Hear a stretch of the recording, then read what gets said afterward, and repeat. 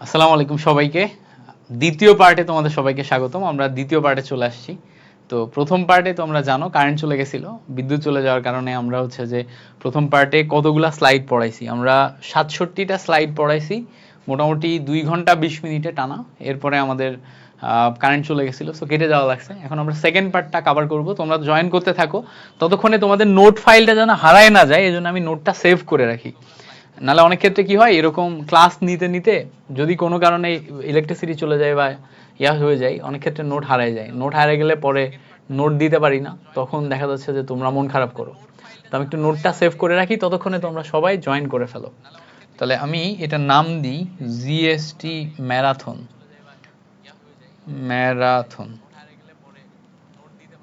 নোটটা সেভ করলে আমাদের হচ্ছে যে ফাইলটা নষ্ট হবে না। সো অলরেডি 200 জয়েন করে ফেলছো, সো তোমরা যত দ্রুত জয়েন করবা আমি তত দ্রুত শুরু করব। ভাবছিলাম রেকর্ড দিব, বাট তোমরাই দেখলাম কমেন্টে বলতেছো তো ভাই লাইভ হলে এটা শেষ হয়ে যায় আর রেকর্ড হলে এটা শেষ হয় না, ঝামেলা হয়ে যায়। তো চিন্তা করলাম যে না, লাইভই যাই। হয়তো আগের মতো 1500-2000 স্টুডেন্ট লাইভ করবে না, বাট যে কয়জনই করবা ইনশাল্লাহ তোমাদেরকে নিয়ে চলো শেষ করে দিই। বাকি এটার একটা রেকর্ড ভার্সন তো ইউটিউবে আপলোড হবে।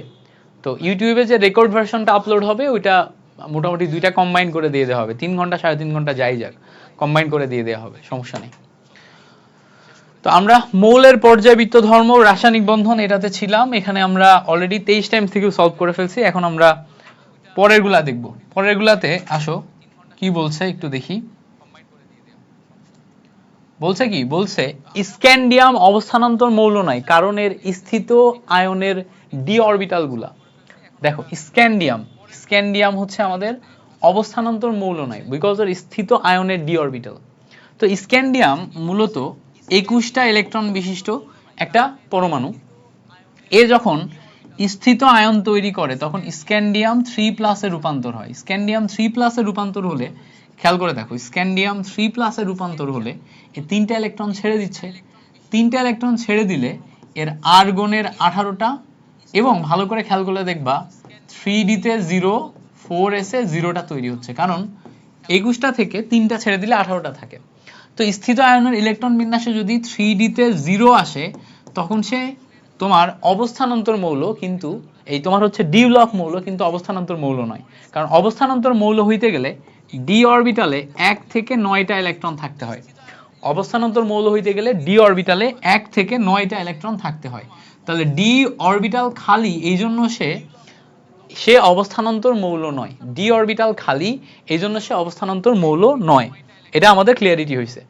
আচ্ছা, এবার বলছে কোনটি ফেরোম্যাগনেটিক ধাতু। তো আমরা বলছি ফেরোম্যাগনেটিক ধাতু সবসময় ফিক্স।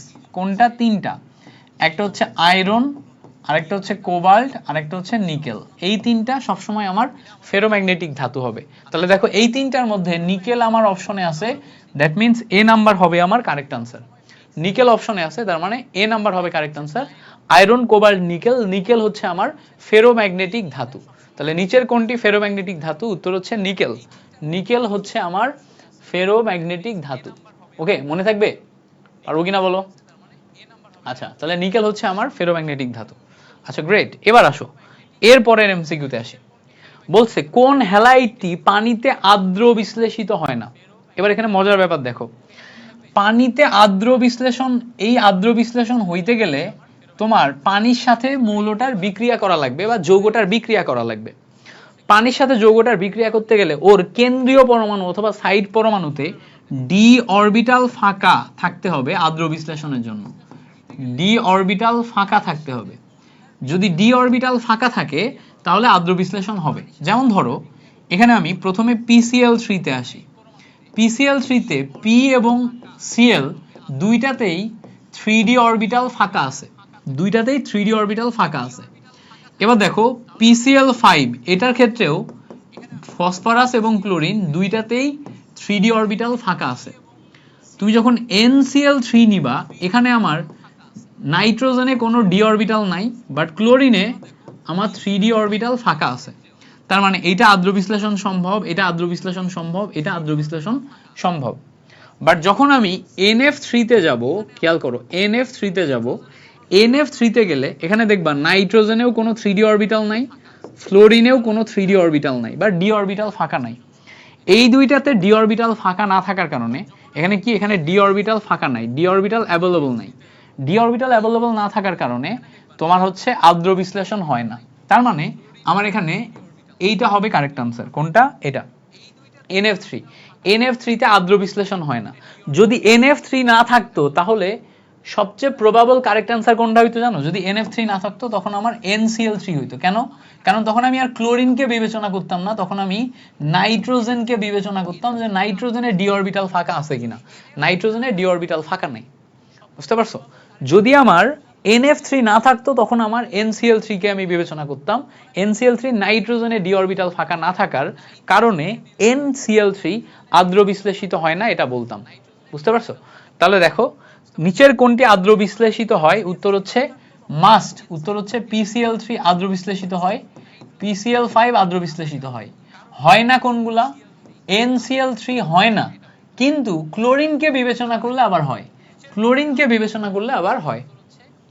আচ্ছা, এবার বলছে দেখো কোন অক্সাইডগুলা উভধর্মী। উভধর্মী মানে কি? উভধর্মী মানে হচ্ছে অম্ল ক্ষার উভয়ের মতো আচরণ করে। অম্ল প্লাস ক্ষার উভয়ের মতো আচরণ করে। তো আমাদের মাথায় রাখতে হবে উভধর্মী অক্সাইড যখন বলবে তখন আমার প্রথম আসবে হচ্ছে অ্যালুমিনিয়াম অক্সাইড, যেটা আমার উভধর্মী। তারপরে আসবে হচ্ছে লেডের অক্সাইড। লেডের অক্সাইড PbO আর PbO2 দুইটাই আমার উভধর্মী, লেডের অক্সাইড। এরপরে আসবে হচ্ছে আমার টিনের অক্সাইড। টিনের অক্সাইড উভধর্মী। তারপরে আসবে হচ্ছে আমার বেরিলিয়াম অক্সাইড এবং জিঙ্ক অক্সাইড। এইগুলো আমার উভধর্মী অক্সাইড। এগুলা কি করবা? এগুলা তুমি প্র্যাকটিস করতে করতে মনে রাখবা। যদি তোমার কখনো জিজ্ঞেস করে নিচের কোনটি উভধর্মী অক্সাইড, উভধর্মী অক্সাইডগুলো তোমার প্র্যাকটিস করতে করতে মনে থাকবে যে অ্যালুমিনিয়াম অক্সাইড উভধর্মী, লেড অক্সাইড, লেডের দুইটা আছে, টিনের একটা আছে, বেরিলিয়াম আর জিঙ্ক। এগুলো প্র্যাকটিস করতে করতে তোমার মনে থাকতে হবে একদম। তো এই যে তুমি শেষ মোমেন্টে আসো, শেষ মোমেন্টে এই সবগুলা প্র্যাকটিস করে যাও, এর মধ্যে যে কোনো একটা কমন পাবা। তো সি নাম্বার হচ্ছে তাহলে আমাদের কারেক্ট আনসার। তো নিচের কোনটি উভধর্মী অক্সাইড? উভধর্মী অক্সাইডের প্রশ্ন করলে aluminium oxide, lead oxide, tin oxide, এগুলো হচ্ছে আমার উভধর্মী অক্সাইড, মনে থাকে যেন। আচ্ছা, কোনগুলা অম্লধর্মী অক্সাইড নয়? তো যে অক্সাইডগুলো অম্ল তৈরি করতে পারে তারা অম্লধর্মী অক্সাইড, যে তৈরি করতে পারে না তারা হচ্ছে অম্লধর্মী অক্সাইড নয়। তো আগে আমাদের নাইট্রোজেনের 5 ধরনের অক্সাইড সম্পর্কে জানতে হবে। নাইট্রোজেনে 5 ধরনের অক্সাইড আছে। একটা হচ্ছে NO, আরেকটা হচ্ছে N2O, আরেকটা হচ্ছে NO2, আরেকটা হচ্ছে N2O3, আরেকটা হচ্ছে N2O5। এর মধ্যে প্রথম দুইটা হচ্ছে আমাদের নিরপেক্ষ অক্সাইড। প্রথম দুইটা এটা কি? এটা হচ্ছে আমাদের নিরপেক্ষ অক্সাইড। পরের যে তিনটা, এই তিনটা হচ্ছে অম্লধর্মী অক্সাইড। নাইট্রোজেনের 5 ধরনের অক্সাইডের মধ্যে প্রথম দুইটা হচ্ছে আমার নিরপেক্ষ, প্রথম দুইটা হচ্ছে আমার নিরপেক্ষ, পরের তিনটা হচ্ছে আমার অম্লধর্মী।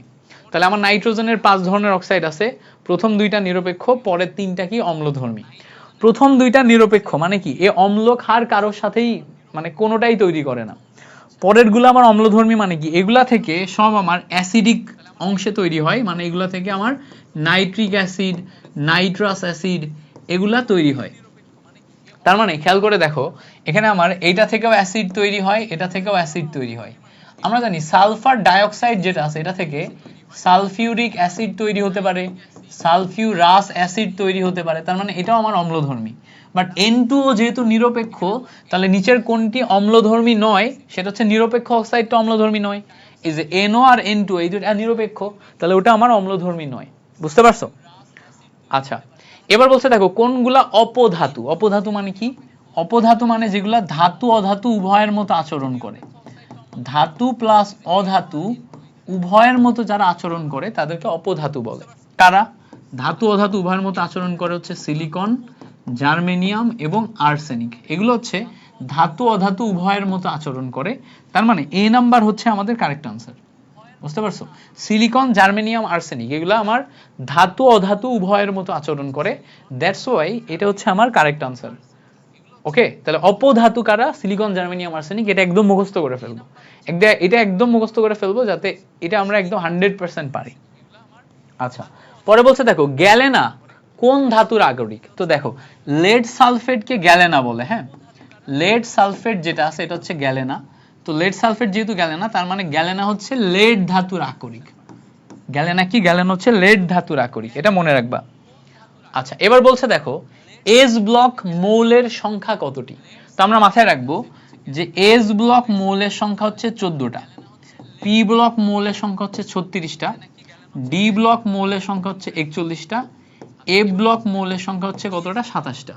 এবং আমরা এটা মাথায় রাখবো যে পর্যায় সারণীর গ্রুপ 3-এ, পর্যায় সারণীর গ্রুপ 3-এ খেয়াল করো, তোমার স্ক্যান্ডিয়াম আছে, স্ক্যান্ডিয়ামের নিচে আছে হচ্ছে ইট্রিয়াম, ইট্রিয়ামের পারমাণবিক সংখ্যা 39, তারপরে ল্যান্থানাইড, তারপরে অ্যাক্টিনাইড। বুঝতে পারছো? তো এই জায়গার এই ল্যান্থানাইড আর অ্যাক্টিনাইড এই দুইটা আসলে এফ ব্লক না, এই দুইটা আসলে কি? এই দুইটা আসলে ডি ব্লক, এই দুইটা আসলে কি? D block. তো মাথায় রাখবো ল্যান্থানাইড, অ্যাক্টিনাইড এই দুইটা ডি ব্লক, আর এর সাথে থোরিয়াম এইটাও ডি ব্লক। তো যার কারণে তোমার মোট সব মিলায়ে 40টা হয়, 4 10 40, আর থোরিয়াম মিলে 41টা হয়। আর এই তিনটা তোমার ল্যান্থানাইড অ্যাক্টিনাইড সিরিজ থেকে বাদ হয়ে যাওয়ার কারণে এখানে তৈরি হয় হচ্ছে 27টা। তাহলে 27 তৈরি হয় হচ্ছে এই তিনটা বাদ যাওয়ার কারণে। তাহলে এফ ব্লক 27, ডি ব্লক 41, আর ল্যান্থানাইড, অ্যাক্টিনাইড, থোরিয়াম এই তিনটা হচ্ছে ডি ব্লক মৌল, মাথায় রাখবা। এবার দেখো অলরেডি আমরা একটা গ্রুপ সম্পর্কে বলে ফেলছি, গ্রুপ 3। এই গ্রুপে ভালো করে খেয়াল করলে দেখবা এই টোটাল গ্রুপে আমাদের মৌল সংখ্যার দিকে তাকাও, টোটাল গ্রুপটাতে আমরা মৌল সংখ্যার দিকে একটু আসি। এই টোটাল গ্রুপটাতে স্ক্যান্ডিয়াম একটা, ইট্রিয়াম একটা, ল্যান্থানাইডে আমার আছে হচ্ছে 15টা, অ্যাক্টিনাইডে 15টা, টোটাল মিলে দেখো 15 15 30 আর 2 32টা আসে। তো পর্যায় সারণীতে গ্রুপ 3 যেটা আছে এখানে আমার মৌল আছে হচ্ছে 32টা। পর্যায় সারণীতে গ্রুপ 3 যেটা আছে এখানে আমার মৌল আছে কয়টা? 32টা। তো যদি কখনো জিজ্ঞেস করে পর্যায় সারণীতে সবচেয়ে বড় গ্রুপ কোনটা, উত্তর হচ্ছে গ্রুপ 3। গ্রুপ 3-এ 32টা মৌল থাকে। আরেকটা জিনিস জিজ্ঞেস করে পর্যায় সারণীতে ইট্রিয়ামের অবস্থান বের করো, এটা আমরা একটু পরে দেখব। তাহলে এখানে আমরা কারেক্ট আনসার পেয়ে গেছি। এই দেখো এখনই চলে আসছে, পর্যায় সারণীতে ইট্রিয়ামের অবস্থান বের করো। তো ইট্রিয়াম হচ্ছে গ্রুপ 3-এ থাকে। ইট্রিয়াম কি? ইট্রিয়াম হচ্ছে গ্রুপ 3-এ থাকে, সবার উপরে হচ্ছে স্ক্যান্ডিয়াম, তারপরে কি আছে? স্ক্যান্ডিয়ামের নিচে হচ্ছে ইট্রিয়াম, তার নিচে হচ্ছে ল্যান্থানাইড, তার নিচে হচ্ছে অ্যাক্টিনাইড। এখন স্ক্যান্ডিয়াম গ্রুপ 3-এ আছে এটা তো বুঝলাম, তাহলে ইট্রিয়ামও গ্রুপ 3-এ আছে। এখন বলো তো স্ক্যান্ডিয়ামের আগে কে থাকে? উত্তর হচ্ছে ক্যালসিয়াম, ক্যালসিয়াম। স্ক্যান্ডিয়ামের আগে থাকে ক্যালসিয়াম, ক্যালসিয়ামের উপরে কে থাকে? ক্যালসিয়ামের উপরে থাকে ম্যাগনেসিয়াম, তার আগে থাকে সোডিয়াম, সোডিয়ামের উপরে থাকে লিথিয়াম, তার উপরে থাকে হচ্ছে হাইড্রোজেন। তাহলে ভালো করে খেয়াল করলে দেখবা হাইড্রোজেন 1 নাম্বার পর্যায়, লিথিয়াম 2 নাম্বার, সোডিয়াম 3 নাম্বার, এটা 4 নাম্বার, এটা হচ্ছে 5 নাম্বার পর্যায়। তার মানে ইট্রিয়াম যেটা আছে, ইট্রিয়াম হচ্ছে 5 নাম্বার পর্যায় আর 3 নাম্বার গ্রুপ।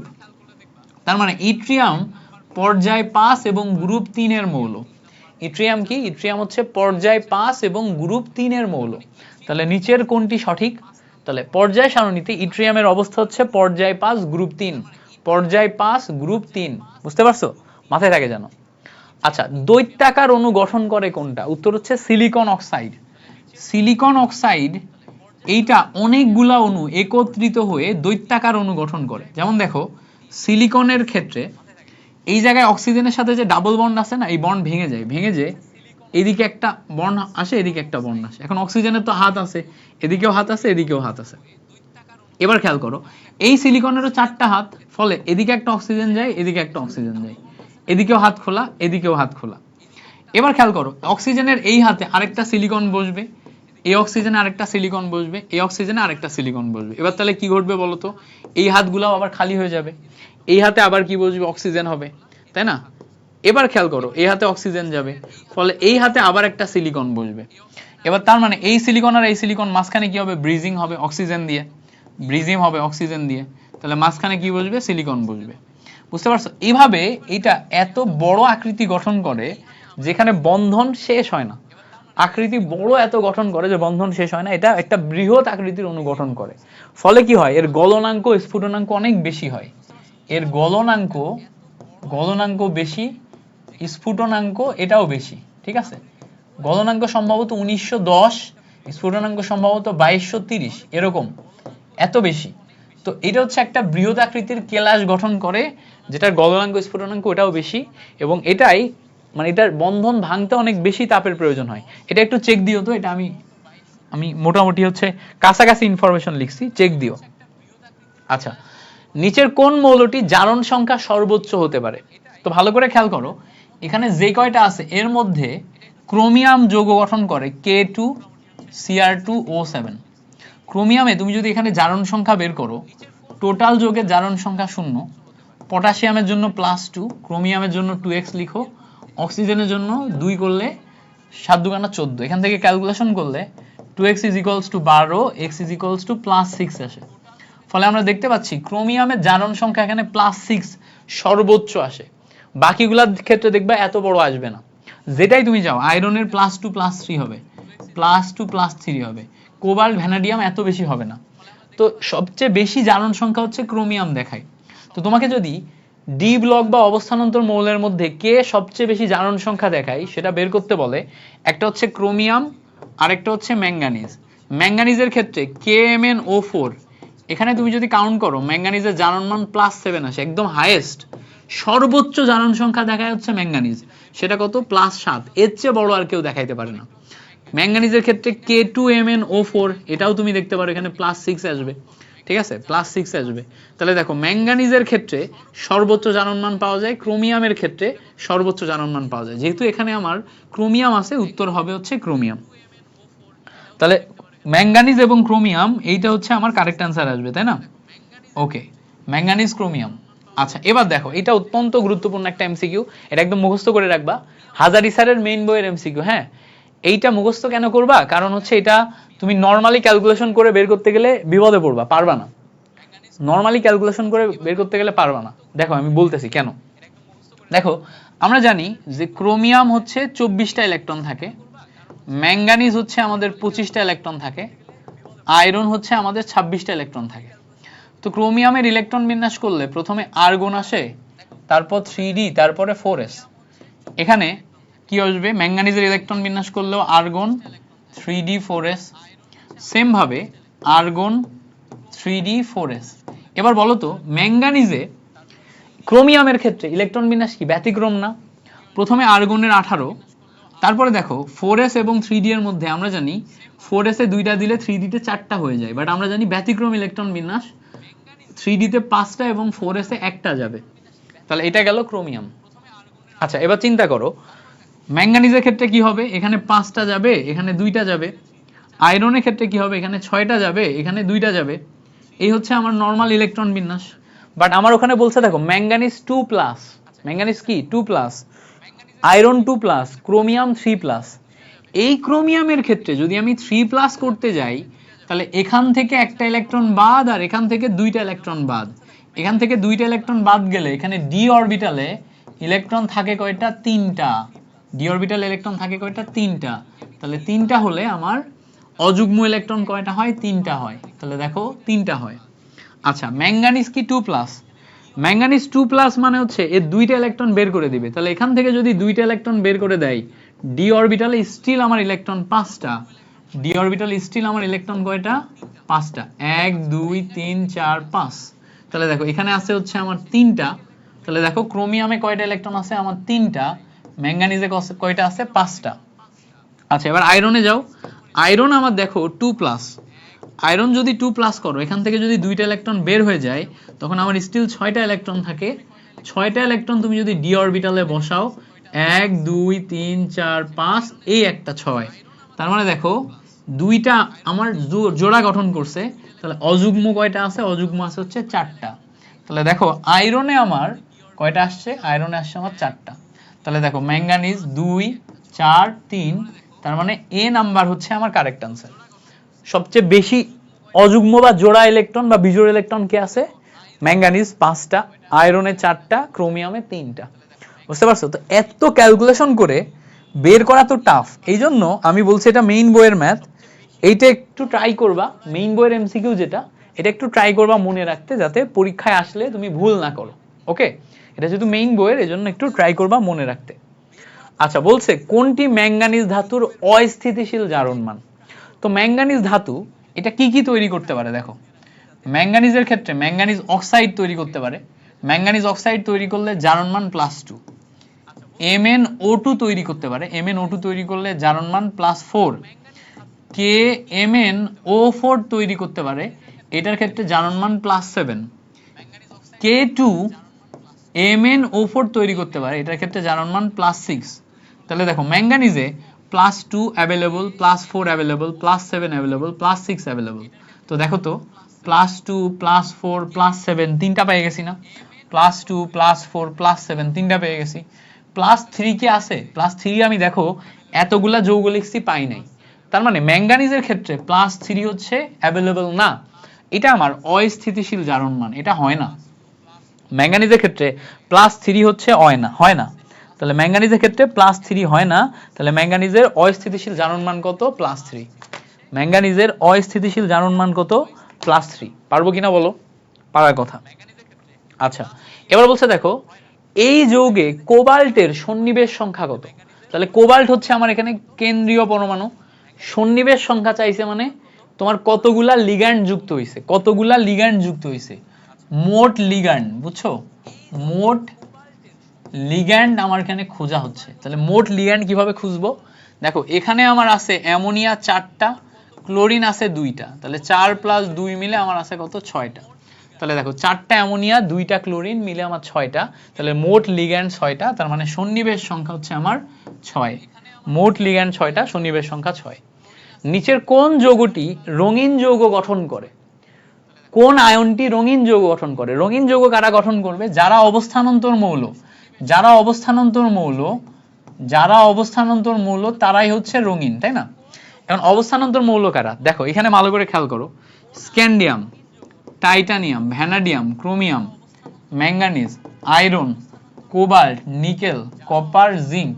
ভালো করে খেয়াল করলে দেখবা এখানে খালি ডি অরবিটালে আমার 0 ইলেকট্রন থাকে, আর এখানে ডি অরবিটালে আমার 10 ইলেকট্রন থাকে, ফলে আমার এইটা অবস্থানান্তর না, এইটা অবস্থানান্তর না, বাকি সবাই আমার অবস্থানান্তর, ফলে এই বাকি সবাই আমার রঙিন যৌগ গঠন করে, জটিল যৌগ গঠন করে, পরিবর্তনশীল যোজ্যতা দেখায়, তারপরে আমার হচ্ছে যে প্রভাবক হিসেবে কাজ করে। তার মানে যদি জিজ্ঞেস করে নিচের কোনটি রঙিন, এই মাঝখানে যে কোনো একটা থাকলে সে রঙিন, এর মাঝখানে যে কোনো একটা থাকলে, তাহলে দেখো কোবাল্ট থাকলে রঙিন, নিকেল থাকলে রঙিন, এখানে নিকেল আছে না, এখানে নিকেল আছে না, তাহলে নিকেল আছে, নিকেল হচ্ছে রঙিন। তাহলে এই দুইটা বাদে বাকি মাঝখানে যে কোনো একটা থাকলে সে রঙিন। বুঝতে পারছো? আমার খুঁজতে হবে মাঝখানে যে কোনো একটা আছে কিনা, chromium, manganese, iron, cobalt, nickel, copper এগুলো আছে কিনা, থাকলে সে রঙিন। ক্লিয়ার? আচ্ছা, এবার বলছে আয়ন বা পরমাণুর আকার সম্পর্কিত সঠিক ক্রম কোনটি? তো এখানে আমরা দেখতে পাচ্ছি আমাদের এখানে সোডিয়াম, ম্যাগনেসিয়াম, অ্যালুমিনিয়াম দেয়া আছে। সো সোডিয়াম, তারপর হচ্ছে ম্যাগনেসিয়াম, তারপর হচ্ছে অ্যালুমিনিয়াম দেয়া আছে। খেয়াল করো সোডিয়ামের ক্ষেত্রে সোডিয়াম প্লাস, ম্যাগনেসিয়াম 2+, অ্যালুমিনিয়াম 3+ ছিল। সোডিয়ামে আমাদের ইলেকট্রন কয়টা আছে দেখো? 10টা, ম্যাগনেসিয়ামে ইলেকট্রন 10টা, অ্যালুমিনিয়ামে ইলেকট্রন 10টা। প্রোটন যদি দেখো, সোডিয়ামে আমার প্রোটন হচ্ছে 11টা, ম্যাগনেসিয়ামে হচ্ছে 12টা, অ্যালুমিনিয়াম হচ্ছে 13টা। আমরা জানি কুলম্বের সূত্র অনুসারে F = C × Q1 Q2 / R²। অর্থাৎ Q1 Q2 প্রোটন এবং ইলেকট্রনের চার্জ, চার্জ যত বেশি হবে ফোর্স তত বেশি হবে, ফোর্স যত বেশি হবে তত আমার এই পরমাণুর ব্যাসার্ধ কমে যাবে, মানে আকার ছোট হয়ে যাবে। তো দেখো অ্যাপ্রক্স ফোর্স যদি দেখো এখানে 110 আসে, এখানে 120, এখানে 130, তাহলে সবচেয়ে বেশি ফোর্স কোথায়? তাহলে ফোর্স সবচেয়ে বেশি অ্যালুমিনিয়ামে, তাহলে অ্যালুমিনিয়ামের আকার সবচেয়ে ছোট, তার চেয়ে একটু বড় এটা, তার চেয়ে একটু বড় এটা, তাহলে এটা বড়, তারপরে এটা, তারপরে এটা, তাহলে এটা হচ্ছে আমার কারেক্ট অর্ডার। তো এভাবে যেমন চিন্তা করা যায় তেমন আরেকটা ওয়েতে চিন্তা করা যায়। খেয়াল করে দেখো এখানে সবগুলাতে আমার ইলেকট্রন সমান, সবগুলাতে কি আমার ইলেকট্রন সমান। ইলেকট্রন যদি সবসময় সমান হয় তখন এটা ভ্যারি করে প্রোটন সংখ্যার উপর। কিভাবে? খেয়াল করো প্রোটন সংখ্যা যত বাড়ছে আকার তত ছোট হচ্ছে, তার মানে রেডিয়াসের সাথে প্রোটন সংখ্যা হচ্ছে ব্যস্তানুপাতিক সম্পর্কে আছে, আকারের সাথে আকারের সাথে প্রোটন সংখ্যা ব্যস্তানুপাতিক সম্পর্কে আছে। প্রোটন যত বাড়বে মানে পারমাণবিক সংখ্যা যত বাড়বে আকার তত ছোট হবে। অ্যালুমিনিয়ামের পারমাণবিক সংখ্যা বেশি, আকার ছোট। ম্যাগনেসিয়ামের পারমাণবিক সংখ্যা বেশি, তাই না, আরেকটু কম, তাহলে আরেকটু আকার বড়। সোডিয়ামের আরেকটু কম, তাহলে আরেকটু আকার বড়। তাহলে এই হচ্ছে আমাদের আকার বের করার টেকনিক। একটা হচ্ছে তুমি ফোর্স দিয়ে চিন্তা করতে পারো, একটা হচ্ছে তুমি ফোর্স দিয়ে চিন্তা করতে পারো, আরেকটা হচ্ছে তুমি চিন্তা করতে পারবা প্রোটন দিয়ে। কি দিয়ে? প্রোটন দিয়ে। একটা হচ্ছে ফোর্স দিয়ে, আরেকটা হচ্ছে প্রোটন দিয়ে। বুঝতে পারছো? একটা হচ্ছে প্রোটন দিয়ে, আরেকটা হচ্ছে ফোর্স দিয়ে। ওকে, তো এই হচ্ছে আমাদের বেসিক কাহিনী। একটা হচ্ছে প্রোটন, আরেকটা হচ্ছে ফোর্স। ক্লিয়ার করতে পারছি?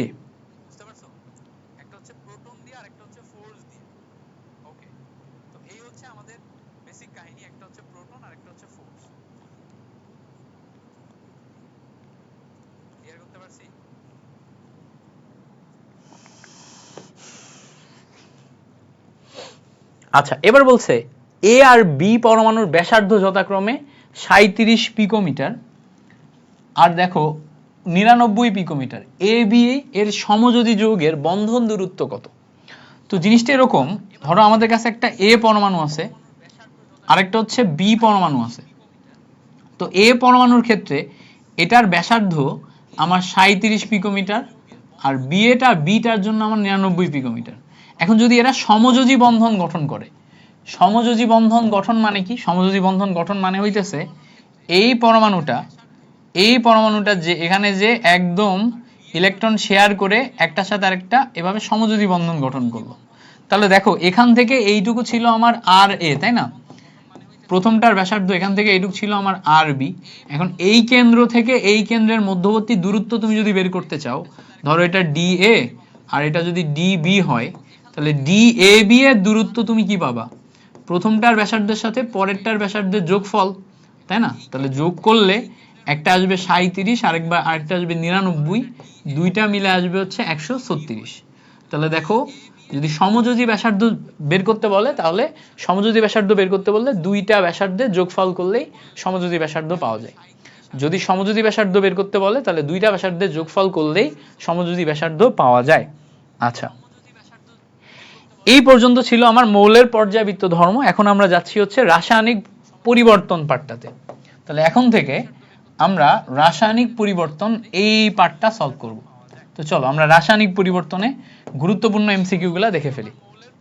ওকে, তাহলে আমরা কি দেখছি? আমরা হচ্ছে প্রথম অংশ দেখলাম গুণগত রসায়ন, তারপরে দেখলাম মৌলের পর্যায়বৃত্ত ধর্ম ও রাসায়নিক বন্ধন দেখলাম। এবার হচ্ছে আমরা রাসায়নিক পরিবর্তনে যাব। প্রথম এমসিকিউ রাসায়নিক পরিবর্তনে বলছে গ্রিন কেমিস্ট্রির 12টি নীতির মধ্যে নিচের কোনটি সঠিক নয়? তো গ্রিন কেমিস্ট্রির 12টি নীতির মধ্যে সঠিক নীতি কিভাবে যাচাই করবা?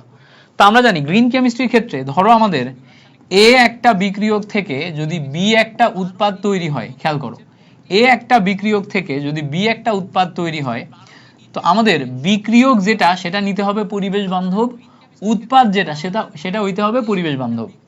যেই প্রক্রিয়াতে আমরা বিক্রিয়াটা করব, বিক্রিয়ার প্রসেস হইতে হবে পরিবেশ বান্ধব।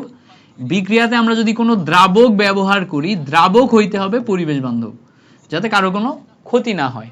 তার মানে কি? নিরাপদ দ্রাবকের ব্যবহার, এটা গ্রিন কেমিস্ট্রি। বজ্র পদার্থ রোধকরণ, এখানে যে সমস্ত উৎপাদ তৈরি হবে, উৎপাদে কোনো বজ্র তৈরি করা যাবে না। বর্জ্য মানে হচ্ছে যেগুলো পরিবেশের জন্য ক্ষতিকর। ন্যূনতম উপজাতক মানে বর্জ্যের পরিমাণ কম করা। এবার বলছে প্রাকৃতিক কেমিক্যাল পরিকল্পনা, এইটা আমার গ্রিন কেমিস্ট্রির মধ্যে কোনো অপশনে নাই। তো গ্রিন কেমিস্ট্রির যে কয়টা নীতি আছে, 12টা নীতি, এই 12টা নীতি তুমি রিডিং দিবা, রিডিং দিলে দেখবা এটা নাই, ঠিক আছে? বাকি দেখবা সবগুলা সম্পর্কেই তুমি যদি পড়াশোনা করো, কেউ তোমার বিক্রিয়ক, কেউ উৎপাদ নিয়ে কথা বলছে, কেউ বর্জ্য নিয়ে কথা বলছে, কেউ তোমার দ্রাবক নিয়ে কথা বলছে, কেউ প্রসেস নিয়ে কথা বলছে। সো এই কমন ফিনোমেনাগুলা তুমি একবার রিডিং পড়লেই বুঝতে পারবা। আচ্ছা, এরপরে আসো, বলছে ফ্রেয়ন 12 এর গ্যাসের সংকেত কোনটা? ফ্রেয়ন 12 যদি কখনো এরকম আমার নাম্বার দেয়া থাকে, তাহলে নাম্বার দেয়া থাকলে এই নাম্বারের সাথে একটা সংখ্যা যোগ করতে হয়। সংখ্যা কত? 90। যোগ করলে দেখো 102 পাওয়া যায়। এই যে 102, এটা CHF এর সাথে যদি আমি কম্পেয়ার করি, 1 হচ্ছে কার্বনের নিচে বসবে, 0 হচ্ছে হাইড্রোজেনের নিচে বসবে, 2 হচ্ছে ফ্লোরিনের নিচে বসবে। তার মানে এর সংকেতে আমার কার্বন থাকবে একটা, ফ্লোরিন থাকবে দুইটা, বাকি দুইটা হাতে কে বসবে? হাইড্রোজেন যেহেতু 0, বাকি দুইটা হাতে ক্লোরিন বসবে। তার মানে সংকেত আসছে CF2Cl2। সংকেত কি আসছে? সংকেত আসছে CF2Cl2। তার মানে সি নাম্বার হচ্ছে আমাদের কারেক্ট আনসার। আচ্ছা, এবার বলছে কোন রাসায়নিক বিক্রিয়ায় পরিবেশ সহায়ক কিনা তা বোঝা যায় কিভাবে। দেখো, কোন একটা রাসায়নিক বিক্রিয়ায় যদি আমরা অ্যাটম ইকোনমি বের করি, অ্যাটম ইকোনমি মানে হচ্ছে নিচে মোট উৎপাদ, ঠিক আছে, নিচে হচ্ছে আমার মোট উৎপাদ আর উপরে হচ্ছে আমার কাঙ্ক্ষিত উৎপাদ। উপরে কি, উপরে হচ্ছে আমার কাঙ্ক্ষিত উৎপাদ। তো কাঙ্ক্ষিত উৎপাদ মানে কি, যেটা আমি চাই। খেয়াল করো, কাঙ্ক্ষিত উৎপাদ মানে কি, কাঙ্ক্ষিত উৎপাদ মানে হচ্ছে যেটা আমি চাই। তো কাঙ্ক্ষিত উৎপাদের পরিমাণ যদি আমার বাড়ে, যেটা আমার পরিবেশের জন্য উপযোগী, ক্ষতিকর না, যেটা আমার পরিবেশের জন্য নিরাপদ, তাহলে আমার অ্যাটম ইকোনমি বাড়বে। তো অ্যাটম ইকোনমি বাড়া মানে হচ্ছে পরিবেশ বান্ধব, মানে নিরাপদ। এই কথাটার আরেকটা ওয়ার্ড হচ্ছে গ্রিনার, গ্রিনার। তাহলে যেটাই কাঙ্ক্ষিত উৎপাদের পরিমাণ বেশি, সেটা অ্যাটম ইকোনমি বেশি, সেটা পরিবেশ বান্ধব, সেটা মোর গ্রিনার, মোর গ্রিনার। তাহলে নিচের কোনটি পরিবেশ বান্ধব, এই কথাটা মানে হচ্ছে অ্যাটম ইকোনমির মান যেটা বেশি সেটা। তাহলে পরিবেশের জন্য সহায়ক বা পরিবেশ বান্ধব মানে হচ্ছে অ্যাটম ইকোনমি, এটা বেশি, এটার মাত্রা বেশি, ঠিক আছে। সো এই হচ্ছে আমাদের এখানকার বেসিক কাহিনী। আচ্ছা, এবার আসো, বলছে এ থেকে যখন বি তৈরি হচ্ছে, খেয়াল করো, এ থেকে যখন বি তৈরি হচ্ছে, এই বিক্রিয়াটিতে এর প্রাথমিক ঘনমাত্রা এত আছে, বিক্রিয়াটি শুরু হওয়ার 5 মিনিট পর এর ঘনমাত্রা হ্রাস পেয়ে এত হয়, বিক্রিয়ার হার কত। আমরা জানি বিক্রিয়ার হার আর ইজ ইকুয়ালস টু উপরে ঘনমাত্রার পরিবর্তন, নিচে হচ্ছে সময়ের পরিবর্তন। তো ঘনমাত্রার পরিবর্তন ভালো করে খেয়াল করে দেখো, 0.475 থেকে 0.125 এইটাতে পরিবর্তন হয়। নিচে দেখো সময়ের পরিবর্তন কয় মিনিট আসে, 5 মিনিট। সেখানে 5 মিনিট নিবা। এখন 5 মিনিটের প্রতি মিনিটে আবার 60 সেকেন্ড করে থাকে। তো ক্যালকুলেশন করলে দেখো, ক্যালকুলেশন করলে 0.300 আর নিচে আসে হচ্ছে 300 সেকেন্ড। এই দুইটা শূন্য তো কাউন্ট হবে না পয়েন্টের পরে, এই পয়েন্ট তুলে দিলে তুমি নিচে একটা 10 দিতে পারবা। এই 3 আর এই 3 কেটে যায়, তার মানে আমি 1 ডিভাইডেড বাই 1000 করতে পারি। 1 ডিভাইডেড বাই 1000 করলে 0.001, এই যে 0.001, যেটা আমরা ডি নম্বরে পাই, ঠিক আছে। তাহলে বিক্রিয়ার হার বের করতে বললে আমরা এভাবে ক্যালকুলেশন করে বের করব, ডি নাম্বার আসবে হচ্ছে আমাদের কারেক্ট আনসার। এটা প্রচুর গুরুত্বপূর্ণ একটা এমসিকিউ, মেইন বইতে আছে, হাজারি স্যারের বইতে আছে, হাজারি স্যারের বই থেকেই তুলে দেয়। বিক্রিয়ার হারের একক কোনটা, খুবই গুরুত্বপূর্ণ একটা এমসিকিউ, প্রচুর আসছে প্রিভিয়াস ইয়ারগুলোতে, এটা মাথায় রাখবা। বিক্রিয়ার হার মানে কি, দেখো আমরা জানি বিক্রিয়ার হার হচ্ছে উপরে আমার ঘনমাত্রা, নিচে হচ্ছে সময়।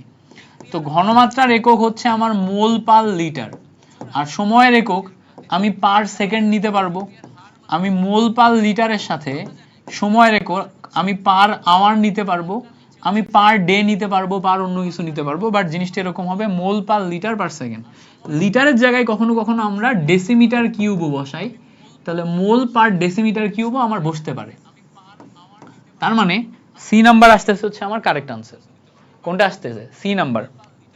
আচ্ছা, পরে আসো, পরে বলতেছে একটা প্রথম ক্রমের বিক্রিয়ায় বিক্রিয়কের ঘনমাত্রা, খেয়াল করো, একটা প্রথম ক্রমের বিক্রিয়ায় বিক্রিয়কের ঘনমাত্রা 60 সেকেন্ডে 2 মোল পার লিটার থেকে 1 মোল পার লিটারে পরিণত হলো। তাহলে দেখো ঘনমাত্রা 2 থেকে 1 হয়ে গেছে, মানে কি ঘনমাত্রা হাফ হয়ে গেছে। তো হাফ হতে যেই সময় লাগে সেটাকে আমরা অর্ধায়ু বলি। অর্ধায়ু মানে কি, অর্ধেক হতে যেই সময় লাগে। তোমরা যদি প্রথম ক্রমের বিক্রিয়া হচ্ছে তোমার ওই যে নিউক্লিয়ার পদার্থবিজ্ঞানে আমরা বিক্রিয়ার ক্ষয় ধ্রুবক সম্পর্কে শিখছি না, মানে তেজস্ক্রিয়তার বিক্রিয়া, তেজস্ক্রিয়তার বিক্রিয়া আর প্রথম ক্রমের বিক্রিয়া সেম ফিনোমেনা, একইভাবে কাজ করে। তো তোমাদের সুমন ভাই হচ্ছে এমসিকিউ সলভ করার জন্য একটা শর্টকাট শেখানোর কথা, সেই শর্টকাটটা ইউজ করে আমরা এই এমসিকিউ সলভ করতে পারবো। কিভাবে দেখো, আমাদের এখানে অর্ধায়ু পেয়ে গেছি আমরা 60 সেকেন্ড। এখন আমরা জানি শর্টকাটটা হচ্ছে এরকম যে বাকি বিক্রিয়াটুকু হতে কতটুকু সময় লাগবে সেটা equal to n into T half, n into T half. এখন আমি n কোথায় পাবো, এই n কোথায় পাবো, দেখো অবশিষ্ট অংশ ইজ ইকুয়ালস টু প্রারম্ভিক অংশ divided by 2 to the power n। এই ফর্মুলা থেকে আমার এই nটা পাওয়া যায়। অবশিষ্ট কতটুকু আছে আর শুরুতে কতটুকু ছিল সেটা। তো ভালো করে খেয়াল করো, বিক্রিয়কের ঘনমাত্রা শুরুতে ছিল 0.5, বসাও 0.5, নিচে 2 টু দি পাওয়ার n, আস্তে আস্তে এটা বিক্রিয়া করে 0.125 আসে, 0.125 আসে। সো ক্যালকুলেশন করলে দেখবা 2 to the power n is equals two উপরে 0.5, নিচে আসে 0.125। এইটা ক্যালকুলেশন করলে এটার সাথে এটা কাটাকাটি করলে 4 হয়, কাটাকাটি করলে কত হয় 4, 4 মানে হচ্ছে 2 to the power 2, 2 to the পাওয়ার 2 হলে এখানে দেখো n আর n আসে, তার মানে n এর পাওয়ার আমার আসে হচ্ছে 2, n এর পাওয়ার কত আসে, n এর পাওয়ার আসে হচ্ছে আমার 2। তার মানে যদি আমি n এর পাওয়ার এখানে 2 পাই, তাহলে আর কতটুকু সময় লাগবে সেটা t is equals two 2 into t half, t half কত 60, ক্যালকুলেশন করলে দেখো 120 সেকেন্ড। তার মানে এখানে আমার ডি নাম্বার আসে হচ্ছে কারেক্ট আনসার। ওকে, বুঝতে পারছো? তাহলে দেখো এখানে আমরা কি করলাম, আমরা প্রথমে প্রথম ক্রমের বিক্রিয়ায় 2 থেকে 1 মোল পার লিটার এই ঘনমাত্রা অর্ধেক হওয়া দেখে বুঝলাম যে 60 সেকেন্ডটা আমার হচ্ছে টি হাফ। এরপরে আমি আদি ঘনমাত্রা এবং অবশিষ্ট ঘনমাত্রা ওটার রেশিও থেকে n এর মান বের করলাম, n এর মান বের করে আমরা এই ফর্মুলাতে বসাইছি, আমার সময় কতটুকু লাগবে সেটা পেয়ে গেছে, ঘনমাত্রা ওখান থেকে ওখানে নেমে আসতে কতটুকু সময় লাগবে সেটাতে পেয়ে গেছি আমরা। প্রথম ক্রমের বিক্রিয়ার জন্য এই ফর্মুলা অ্যাপ্লাই করা যায়। শূন্য ক্রমের বিক্রিয়ার হার কি, এটা ভেরি ভেরি ইম্পর্টেন্ট, এটা হচ্ছে সিলেবাসের বাইরের প্রশ্ন, ঠিক আছে, সিলেবাসের বাইরের প্রশ্ন, ভেরি ভেরি ইম্পর্টেন্ট, এটা মুখস্থ করে ফেলবা যে প্রথম ক্রমের বিক্রিয়া যদি আমার বলে, তাহলে প্রথম ক্রমের বিক্রিয়ার জন্য মোল পার লিটার পার সেকেন্ড, এইটা হচ্ছে আমার এই শূন্য ক্রমের বিক্রিয়ার জন্য মোল পার লিটার পার সেকেন্ড, এই মোল পার লিটার পার সেকেন্ড না, লিটার পার মোল পার সেকেন্ড, এইটা হচ্ছে আমার মান। দাঁড়াও আমি একটু চেক করি, শূন্য ক্রমের বিক্রিয়ার একক,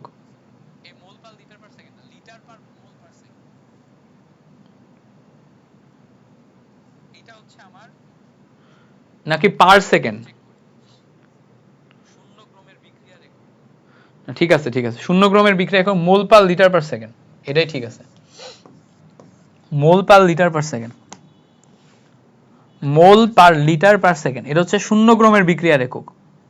ওকে, তো এইটা আমাদের মনে রাখা লাগবে যে শূন্য ক্রমের বিক্রিয়ার একক কত, সি হবে, সি হবে, ঠিক আছে, মোল পার লিটার পার সেকেন্ডই ঠিক আছে। ওকে, এবার বলছে এই এমসিকিউটা করবো। আচ্ছা, এই এমসিকিউটা একটু ধীরে সুস্থে করতে হবে, তার আগে আমি একটু নোটটা সেভ করে নিই, তোমরা একটু ওয়েট করো, নোটটা সেভ করে নিই,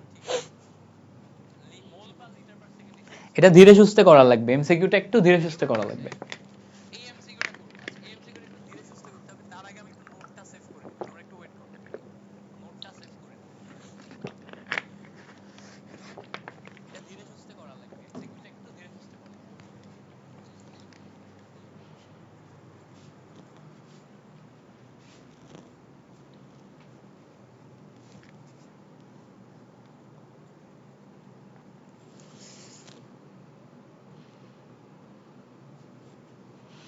আচ্ছা, বলছে দেখো এ আর বি বিক্রিয়া করে 2C তৈরি করছে, বিক্রিয়াটি তাপ উৎপাদী হয়, তাপ উৎপাদী, তাপ উৎপাদী মানে হচ্ছে ডেল এইচ এর মান হচ্ছে আমার ঋণাত্মক। এবার বলছে নিম্নের কোনটিতে উৎপাদ বৃদ্ধি পাবে, উৎপাদ বৃদ্ধি পাওয়া মানে কি, উৎপাদ বৃদ্ধি পাওয়া মানে হচ্ছে বিক্রিয়াটি বাম থেকে ডানে গেছে, উৎপাদ বৃদ্ধি পাওয়া মানে বিক্রিয়াটি বাম থেকে ডানে গেছে, মানে এদিক থেকে এদিকে, সম্মুখমুখী বিক্রিয়া, সম্মুখমুখী বিক্রিয়া, বিক্রিয়া যদি বাম থেকে ডানে যায় তাহলে বিক্রিয়ার দিক হচ্ছে আমার এখানে ধনাত্মক। এখন দেখো আমরা তাপ উৎপাদী বিক্রিয়ায় ডেল এইচ এর মান ঋণাত্মক পাইছি, এবার আমি তাপমাত্রা বাড়াবো অথবা কমাবো এর উপর ডিপেন্ড করে আমি দিক নিব। এখন দিক অলরেডি আমার নির্ধারিত, উৎপাদের পরিমাণ বাড়াতে হবে, অর্থাৎ বিক্রিয়াটি সম্মুখমুখী নিতে হবে, অর্থাৎ দিক হচ্ছে প্লাস, তো আমি দিকের এখানে প্লাস নিলাম। তাহলে দেখো এখন আমার এখানে এমন কিছু বসাইতে হবে যেটা এটার সাথে বিক্রিয়া করে প্লাস হয়, তাহলে আমরা জানি মাইনাসে মাইনাসে প্লাস, তার মানে কি আমার তাপমাত্রা হচ্ছে কমাতে হবে, মাইনাস মানে কি তাপমাত্রা কমানো, তার মানে এই বিক্রিয়াতে যদি আমি তাপমাত্রা কমাই তাহলে উৎপাদের পরিমাণ বাড়বে।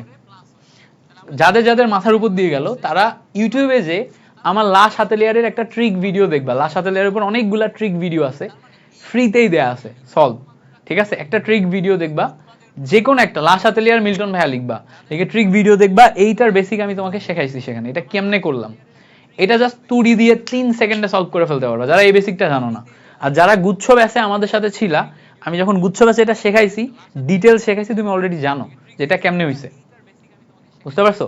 তো জিনিসটা কি, আমরা এখানে দেখলাম যে উৎপাদের পরিমাণ বৃদ্ধি পাচ্ছে মানে বাম থেকে ডানে যাচ্ছে, মানে দিক হচ্ছে আমার প্লাস, দিক যখন প্লাস ডেল এইচ এর মান মাইনাস, তার মানে এখানে আমার প্লাস বানাইতে গেলে দেখো এই দুইটার গুণফল এটা আমার রেজাল্ট তৈরি করে, মাইনাসে মাইনাসে প্লাস, দেখো মাইনাসে মাইনাসে প্লাস, তার মানে কি তাপমাত্রা আমার কমাতে হচ্ছে, তাপমাত্রা কমালে আমার উৎপাদের পরিমাণ বাড়বে। ওকে, আচ্ছা এবার বলছে দেখো নির্দিষ্ট তাপমাত্রায় নিচের কোন সাম্য বিক্রিয়ায় চাপের প্রভাব নেই। আচ্ছা চাপের প্রভাব এইটা নিয়ে যখন কথা হয় তখন সবসময় মাথায় রাখবা ডেল এন এর মান যদি 0 হয় তখন চাপের প্রভাব নেই, চাপের প্রভাব নেই। তো ডেল এন এর মান 0, এটা একটু খুঁজে দেখি। আমরা যখন দেখবো ডেল এন এর মান 0 আছে কিনা তখন গ্যাসিয়াস স্টেট গুলা দেখবো, সলিড আর লিকুইডে আমরা 1 কাউন্ট করি। তো এখানে দেখো এই জায়গায় আমার 1 মোল, এখানে আমার 1 মোল, তাহলে দেখো টোটাল মিলে 2 মোল, এখানে আমার 1 মোল, এখানে আমার 1 মোল, টোটাল মিলে 2 মোল, তাহলে দেখো 2 মাইনাস 2 মানে ডেল এন এর মান কি 0। তাহলে বিক্রিয়ক এবং উৎপাদের মোট মোল সংখ্যার পরিবর্তন এই জায়গাতে আমার সমান হয়, এই জায়গাতে আমরা ডেল এন এর মান 0 পাচ্ছি, ডেল এন এর মান 0 পাওয়া মানে হচ্ছে এখানে চাপের প্রভাব নেই। এই বিক্রিয়ার মতো আর দুইটা ফেমাস বিক্রিয়া আছে যেখানে চাপের প্রভাব নেই, বিক্রিয়া দুইটা লিখে দিই।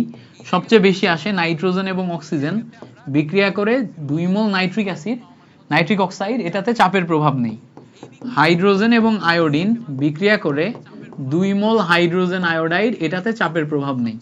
এই দুইটা বিক্রিয়াতে চাপের প্রভাব নেই, এই দুইটা বিক্রিয়াতে কেপি কেসির একক নেই, ঠিক আছে?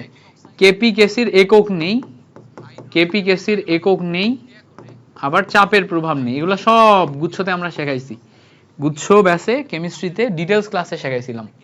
আচ্ছা নিচের উৎপাদগুলোর মধ্যে কোনটি সাম্য ধ্রুবকে কেসি এর পরিবর্তন করতে পারে?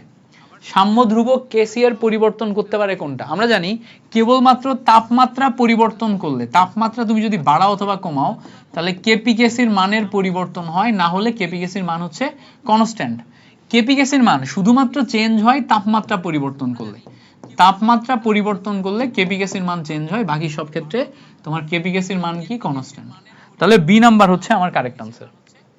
আচ্ছা এবার আসো অত্যন্ত গুরুত্বপূর্ণ একটা এমসিকিউ, এটা বইয়ের এমসিকিউ, তোমার জিএসটি তে আসছে, আরো বেশ কয়েকটা ইউনিভার্সিটিতে আসছে, প্রচুর গুরুত্বপূর্ণ, এটা ভালো করে খেয়াল রাখতে হবে। বইয়ের এমসিকিউ, এটা একটু করব। দেখো 25 ডিগ্রি সেন্টিগ্রেড টেম্পারেচারে N2O5 বিক্রিয়া করে 2NO2 তৈরি করে। এখানে কেপি এর মান যদি অত হয়, N2O4 এর আংশিক চাপ যদি অত হয়, বিক্রিয়াটিতে NO2 এর আংশিক চাপ কত? তো এখানে আমাদের খেয়াল করে দেখো কেপি এর মান দেয়া আছে, তো আমরা এখানে আগে কেপি বের করব। তো আমরা জানি কেপি ইজ ইকুয়ালস টু, উপরে যাবে উৎপাদের আংশিক চাপ, নিচে যাবে বিক্রিয়কের আংশিক চাপ। উৎপাদ মানে কি পি অফ NO2, এটার আংশিক চাপ। এবার মোল সংখ্যা কোথায় যায়? পাওয়ারে যায়। নিচে যাবে বিক্রিয়কের আংশিক চাপ N2O4, এটার আংশিক চাপ। এবার ভালো করে খেয়াল করলে দেখবা কেপি এর মান অলরেডি আমার দেয়া আছে 0.008, উপরে দেখো NO2 এর আংশিক চাপ আমার বের করা লাগবে, আর N2O4 এর আংশিক চাপ আমার দেয়া আছে, তাহলে নিচে আমি যেটা দেয়া আছে সেটা বসাবো, উপরে আমার যেটা বের করতে হবে সেটা লিখে নিলাম।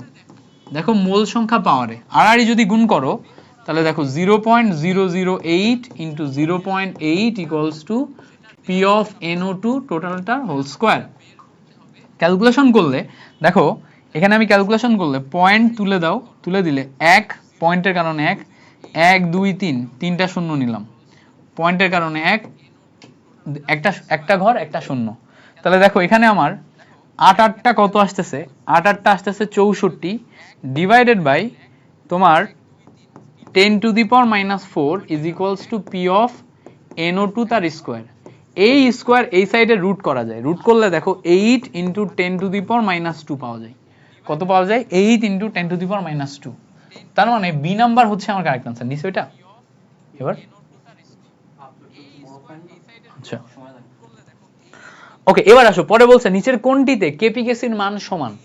দেখো সবসময় মাথায় রাখবা কেপি কেসি যে সম্পর্ক, KP is equals to KC into R to the power del N, যদি কখনো ডেল এন এর মান 0 হয়, ডেল এন এর মান 0 হয়, তাহলে এই টার্মটা এখানে 0 হয়ে যায়, 0 হয়ে গেলে এই টার্মটা 1 হয়ে যায়, তখন আমাদের KP is equal to KC হয়। এখন ডেল এন এর মান 0 কখন? বিক্রিয়কের মোল সংখ্যা আর উৎপাদের মোল সংখ্যা যদি আমার সমান হয়, তখন আমার ডেল এন এর মান 0 হয়। কোন কোন বিক্রিয়ার ক্ষেত্রে আমার তখন কেপি কেসি সমান হবে? ওই যে ওই মোল সংখ্যা তোমার সমান, এই বিক্রিয়া আমরা দেখছি, হাইড্রোজেন আয়োডিন মিলে 2 মোল হাইড্রোজেন আয়োডাইড, তার মানে এটার ক্ষেত্রে কেপি কেসি সমান। তারপরে দেখো নাইট্রোজেন অক্সিজেন মিলে 2 মোল নাইট্রাস অক্সাইড, এটার ক্ষেত্রে কেপি কেসি সমান। কিছু একটা কিনে আনিস, ক্ষুধা লেগে গেছে আমার, 12টা বাজছে, আরে 12:30 বাজে তো। ওকে, পরে আসো, বলছে দেখো 27 ডিগ্রি সেন্টিগ্রেড তাপমাত্রায় এ থেকে 2b তৈরি করছে, 27 ডিগ্রি সেন্টিগ্রেড তাপমাত্রায় এ থেকে 2b তৈরি করছে। বলছে এই বিক্রিয়াটিতে কেপি এর মান এত হলে কেসি এর মান কত? তো কেপি আর কেসি এর মানের যে সম্পর্ক সেটা আমাদের জানতে হবে। আমরা জানি KP is equals to KC into R to the power, আমাদের এখানে রেজাল্ট আসে হচ্ছে ডেল এন। এখন দেখো কেপি এর মান অলরেডি আমার দেয়া আছে 8.314 into 10 to the power 2 is equals two, এই সাইডে আমি কেসি নিলাম, আর এর মান আমি কি জানি 8.314, এটা আমি অলরেডি জানি, তাই না? ইন্টু টেম্পারেচার কত দেখো দেয়া আছে 27, 27 মানে কত? 27 মানে 300। এরপরে উপরে আমার যাবে ডেল এন এর ভ্যালু, ডেল এন এর ভ্যালু দেখো এখান থেকে পাবো 2 মোল থেকে 1 মোল বাদ, উৎপাদ মাইনাস বিক্রিয়ক, তাহলে 2 মোল থেকে 1 মোল বাদ দিলাম, দিলে এখানে আমার 1 আসে। আচ্ছা দেখো এইটার সাথে এটা কেটে যায়, কাটাকাটি করলে এখন আমি কেসি ইজ ইকুয়ালস টু, এইটা করলে উপরে দেখো 100 আর এইটা নিচে চলে আসে, নিচে আসতে 300, কাটাকাটি করলে দেখো এই শূন্য কাটে, আলটিমেট রেজাল্ট আসে 1/3। তার মানে আমি এখানে ডি নাম্বার পাই হচ্ছে কারেক্ট আনসার। বুঝতে পারছো? আমারও ক্ষুধা লাগছে ভাই, আমার একটু ভাগ দিন। কেমনে পাঠাবো? ব্লুটুথ নাই তো, ওয়াইফাই ব্লুটুথে পাঠানো যায় খাবার? ফিজিক্যাল জিনিস তো আর তোমার হচ্ছে যে এই যে ম্যাগনেটিক কম্পাঙ্কের মাধ্যমে পাঠানো যায় না, তাই না? কুরিয়ারে পাঠানো যায়, বাট কুরিয়ারে যদি পাঠাই তোমার জন্য কোনো খাবার টাবার কিনে, ঢাকা থেকে তোমার বাসায় পৌঁছাইতে সকাল হয়ে যাবে, তাহলে তো তোমার এখন ক্ষুধা যাচ্ছে না। তার মানে কি তুমি অবাস্তব প্রস্তাব করছো। আচ্ছা এখানে আসো, কেসি এর একক বের করতে বলছে। তো আমরা জানি কেসি এর একক হচ্ছে ঘনমাত্রার একক, ঘনমাত্রার একক হচ্ছে এই যে ঘনমাত্রা সি, এর একক হচ্ছে মোলারিটি। মোলারিটি মানে কি? মোলারিটি মানে হচ্ছে মোল পার লিটার। এখন দেখো মোলারিটির পাওয়ার ডেল এন আসে হচ্ছে ঘনমাত্রার একক, তো মোলারিটির পাওয়ার ডেল এন মানে কি? আমার যেই বিক্রিয়া দেয়া থাকবে এখানে ডেল এন এর মান বের করতে হবে। দেখো এখানে উৎপাদের মোল সংখ্যা 2 মোল মাইনাস বিক্রিয়কের মোল সংখ্যা 1 প্লাস 3, তাহলে ক্যালকুলেশন করলে 2 মাইনাস 4, ক্যালকুলেশন করে -2 আসে। তার মানে মোল পার লিটার এখানে আমার কি আসবে খেয়াল করো, মোল পার লিটার এর পাওয়ার -2 আসবে। তো -2 আসলে খেয়াল করে দেখো মোল ইনভার্স 2 লিটার স্কোয়ার এটা আসে, তার মানে লিটার স্কোয়ার মোল ইনভার্স 2, এ নাম্বার আসে হচ্ছে আমাদের correct answer. Litre square mole inverse 2 এটা আসে কি আমাদের কারেক্ট আনসার। তাহলে যদি জিজ্ঞেস করে তোমার অ্যামোনিয়া এই বিক্রিয়াটিতে কেসি এর একক বের করো, তাহলে তুমি এভাবে বের করতে পারবা। আচ্ছা এবার আসো, নিচের কোন তত্ত্বে BF3 একটি অ্যাসিড? আচ্ছা BF3 অ্যাসিড কিনা এটা বের করা যায় হচ্ছে লুইস তত্ত্বে। খেয়াল করে দেখো অ্যালুমিনিয়াম ক্লোরাইড এইটাতে ফাঁকা ডি অরবিটাল থাকে, ডি অরবিটাল ফাঁকা, ঠিক আছে? ডি অরবিটাল ফাঁকা থাকলে লন পেয়ার ইলেকট্রন অ্যাকসেপ্ট করতে পারে, লন পেয়ার ইলেকট্রন অ্যাকসেপ্ট করতে পারলে সে হচ্ছে অ্যাসিড। এটা কোন তত্ত্ব মতে? লুইস তত্ত্ব মতে। এখন তুমি বলবা ভাই BF3 তে কেমনে হবে? দেখো এখানে BF3 তে আমার বোরন আছে না, বোরনে আমার 5টা ইলেকট্রন থাকে, ইলেকট্রন বিন্যাস করলে 1s2 2s2 2p1 হয়। এটাকে যখন তুমি উত্তেজিত করবা 2p1 হবে, যখন এটাকে তুমি উত্তেজিত করবা, উত্তেজিত করলে 1s2 2s1 2px1 2py1 2pz0 হয়, বুঝছো? ফলে দেখা যায় কি যখন আমি এখানে ফ্লোরিনের বিক্রিয়া করাচ্ছি তখন এই এস এ একটা ফ্লোরিন আসছে, px এ একটা ফ্লোরিন আসছে, py তে একটা ফ্লোরিন আসছে, বাট স্টিল pz এ আমার জিরো, স্টিল pz এ আমার কি জিরো। তাহলে pz এ জিরো থাকা মানে এই p অরবিটাল আমার ফাঁকা, p অরবিটাল ফাঁকা মানে এ হচ্ছে লন পেয়ার ইলেকট্রন অ্যাকসেপ্টর বা অ্যাকসেপ্ট করতে পারে, লন পেয়ার ইলেকট্রন অ্যাকসেপ্টর বা অ্যাকসেপ্ট করতে পারে। So loan pair electron accept যারা করতে পারে তারা হচ্ছে আমার অ্যাসিড। হ্যাঁ, এটাকে অষ্টক অষ্টক অসম্পূর্ণ এটাও বলে, অষ্টক অসম্পূর্ণ এটাও বলে। সো BF3 এটা হচ্ছে অষ্টক অসম্পূর্ণ। ইয়া লিখছে সানজিদা আক্তার মিম লিখছে BF3, এইভাবে লিখছে BF3। আচ্ছা BF3 মানে এটা দ্বারা ও আসলে কি বুঝালো আমাকে কেউ একটু বুঝাও, এটা দ্বারা ও কি বুঝালো? আমি কিন্তু মৌল লিখছি, আমি এই যৌগ লিখছি, আমি লিখছি BF3 আর ও কমেন্টে লিখছে BF3, এটা দ্বারা আসলে কি বুঝালো? বাকিটা দেখি হা দিতেছে, মানে আমার আইকিউ কম নাকি তোমাদের আইকিউ বেশি? আচ্ছা এবার আসো, বলছে কোন অ্যাসিডটির পিকে এর মান বেশি। দেখো এটার বেসিক নিয়ে বেশি ঘাটাঘাটি করবো না, জাস্ট একটা শর্ত মনে রাখবা, পিকে এর মান যত বেশি, পিকে এর মান যত বেশি অ্যাসিড তত দুর্বল, অ্যাসিড তত দুর্বল, পিকে এর মান যত বেশি অ্যাসিড তত দুর্বল। সো পিকে এর মান যত বেশি হবে অ্যাসিড তত দুর্বল হবে, ঠিক আছে? তো এখানে আমাদের খুঁজে বের করতে হবে কোনটা আমাদের দুর্বল অ্যাসিড।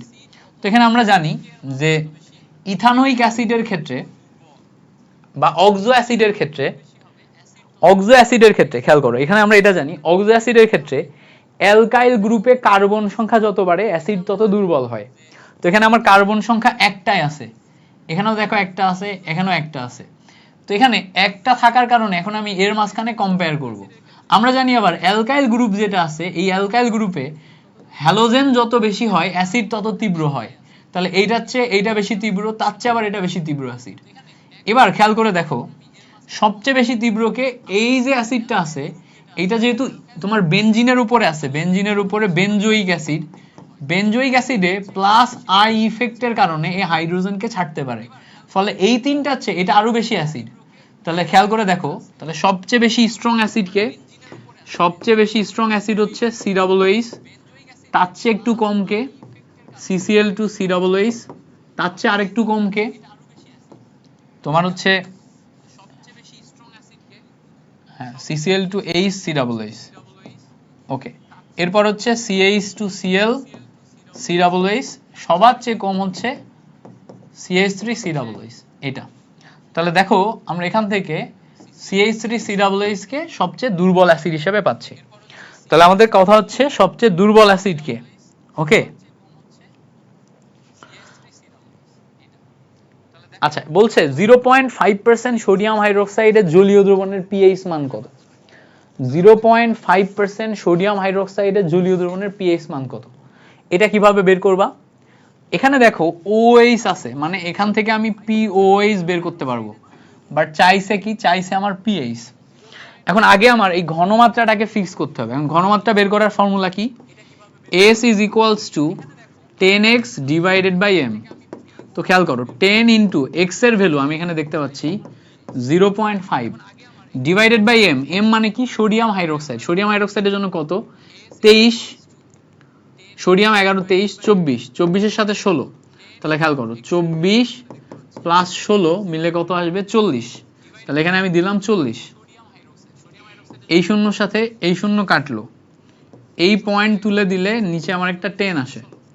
সো এটা দিয়ে 5/4 মানে 1.25 ডিভাইডেড বাই 10 মানে 0.125 আসে। সোজা কথা এটা যদি তুমি বের করো 1.25 ইন্টু 10 টু দি পাওয়ার -1 আসবে, এটা আসবে কাহিনী। তো এখন আমাদের বের করা লাগবে হচ্ছে POH এর ভ্যালু। তাহলে POH is equals to minus log of 1.25 into 10 to the power -1। আমরা জানি পিএইচ বের করার ক্ষেত্রে শর্টকাট কি, লগের ভ্যালু পাওয়ার যেটা সেটা সামনে আসে মাইনাস লগ 1.25 আসবে। সো লগ 1 এর মান 0 আর লগ 2 এর মান 0.3।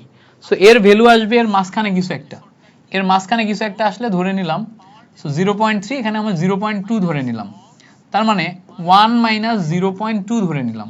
তাহলে এখান থেকে রেজাল্ট আসলো ধরো আমার 0.8 এর কাছাকাছি। তো যদি 0.8 এর কাছাকাছি ভ্যালু হয়, বা এটা যদি আমি 0.1 ধরি, হ্যাঁ 0.1 ধরি, 0.1 ধরলে এটা যদি 0.9 হয় তাহলে POH এর ভ্যালু হচ্ছে 0.9, তাহলে PH কত হবে? PH হবে হচ্ছে 14 মাইনাস 0.9, তাহলে ক্যালকুলেশন করলে 13.1। 13.1 মানে কি? সি নাম্বারটা। 13.1 মানে কি? 13.1 মানে হচ্ছে সি নাম্বারটা। ওকে, এরপরে বলছে দেখো ডেসিমোলার ইথানোয়িক অ্যাসিডের বিয়োজন মাত্রা 10%, 10%, পিএইচ কত? তো খেয়াল করো, আমাদের এখানে ইথানোয়িক অ্যাসিড আছে না, CH3COOH, একে যদি তুমি ভাঙো CH3COO- এবং H+ পাবা, এটা পাচ্ছ। তো এখন এই হাইড্রোজেন প্লাস আয়নের যে ঘনমাত্রা, এইটা হচ্ছে তুমি জানো দুর্বল অ্যাসিডের ক্ষেত্রে আলফা ইন্টু সি। আলফার ভ্যালু কত? খেয়াল করে দেখো 10%, মানে 10 ডিভাইডেড বাই 100 ইন্টু সি ঘনমাত্রা। ঘনমাত্রা দেখো ডেসিমোলার দেয়া আছে, ডেসিমোলার মানে হচ্ছে 0.1, মানে 1 ডিভাইডেড বাই 10। আলটিমেটলি কাটাকাটি করলে দেখো 10⁻² আসে। তার মানে আমি যদি এখান থেকে পিএইচ বের করতে চাই মাইনাস লগ অফ 10⁻², ক্যালকুলেশন করলে এখান থেকে রেজাল্ট আসে কত? 2। তার মানে আমি এখানে বি নাম্বার পাচ্ছি হচ্ছে কারেক্ট আনসার। এই বেশি ফাস্ট হয়ে যাচ্ছে? কমেন্টে জানাও বেশি ফাস্ট হচ্ছে কিনা, নাকি আরো স্লো যাব? কমেন্টে আমাকে বলো যে ফাস্ট হয়ে যাচ্ছে কিনা। ফাস্ট হয়ে গেলে আমি স্লো যাব, ফাস্ট হয়ে গেলে আরো স্লো যাব। আর যদি বলো যে ভাই না ঠিক আছে, তাহলে এই স্পিডেই যাব। আমাকে জাস্ট কমেন্টে জানাও যে ফাস্ট হচ্ছে নাকি স্লো হচ্ছে।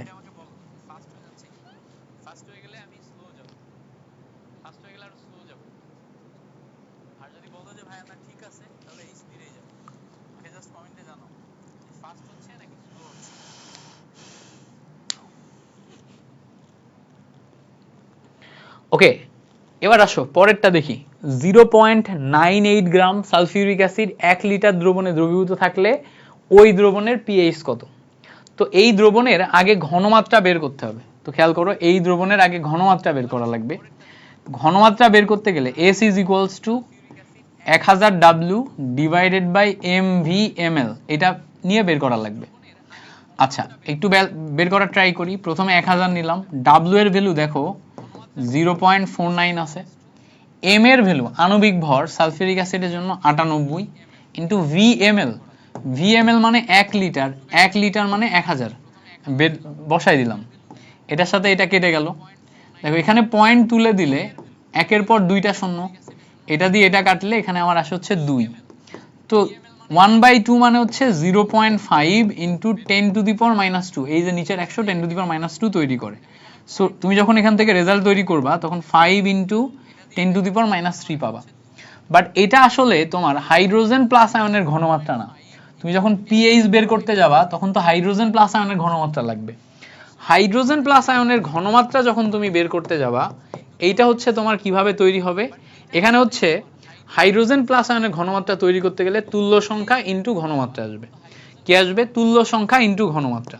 সো দেখো তুল্য সংখ্যা হচ্ছে আমার এখানে 2, আর ঘনমাত্রা হচ্ছে 5 ইন্টু 10⁻³ ক্যালকুলেশন করলে দেখো এইটা এখানে 10 আসে ইন্টু 10⁻³ আসে, এটার সাথে এটা কাটাকাটি করলে 10⁻² হবে।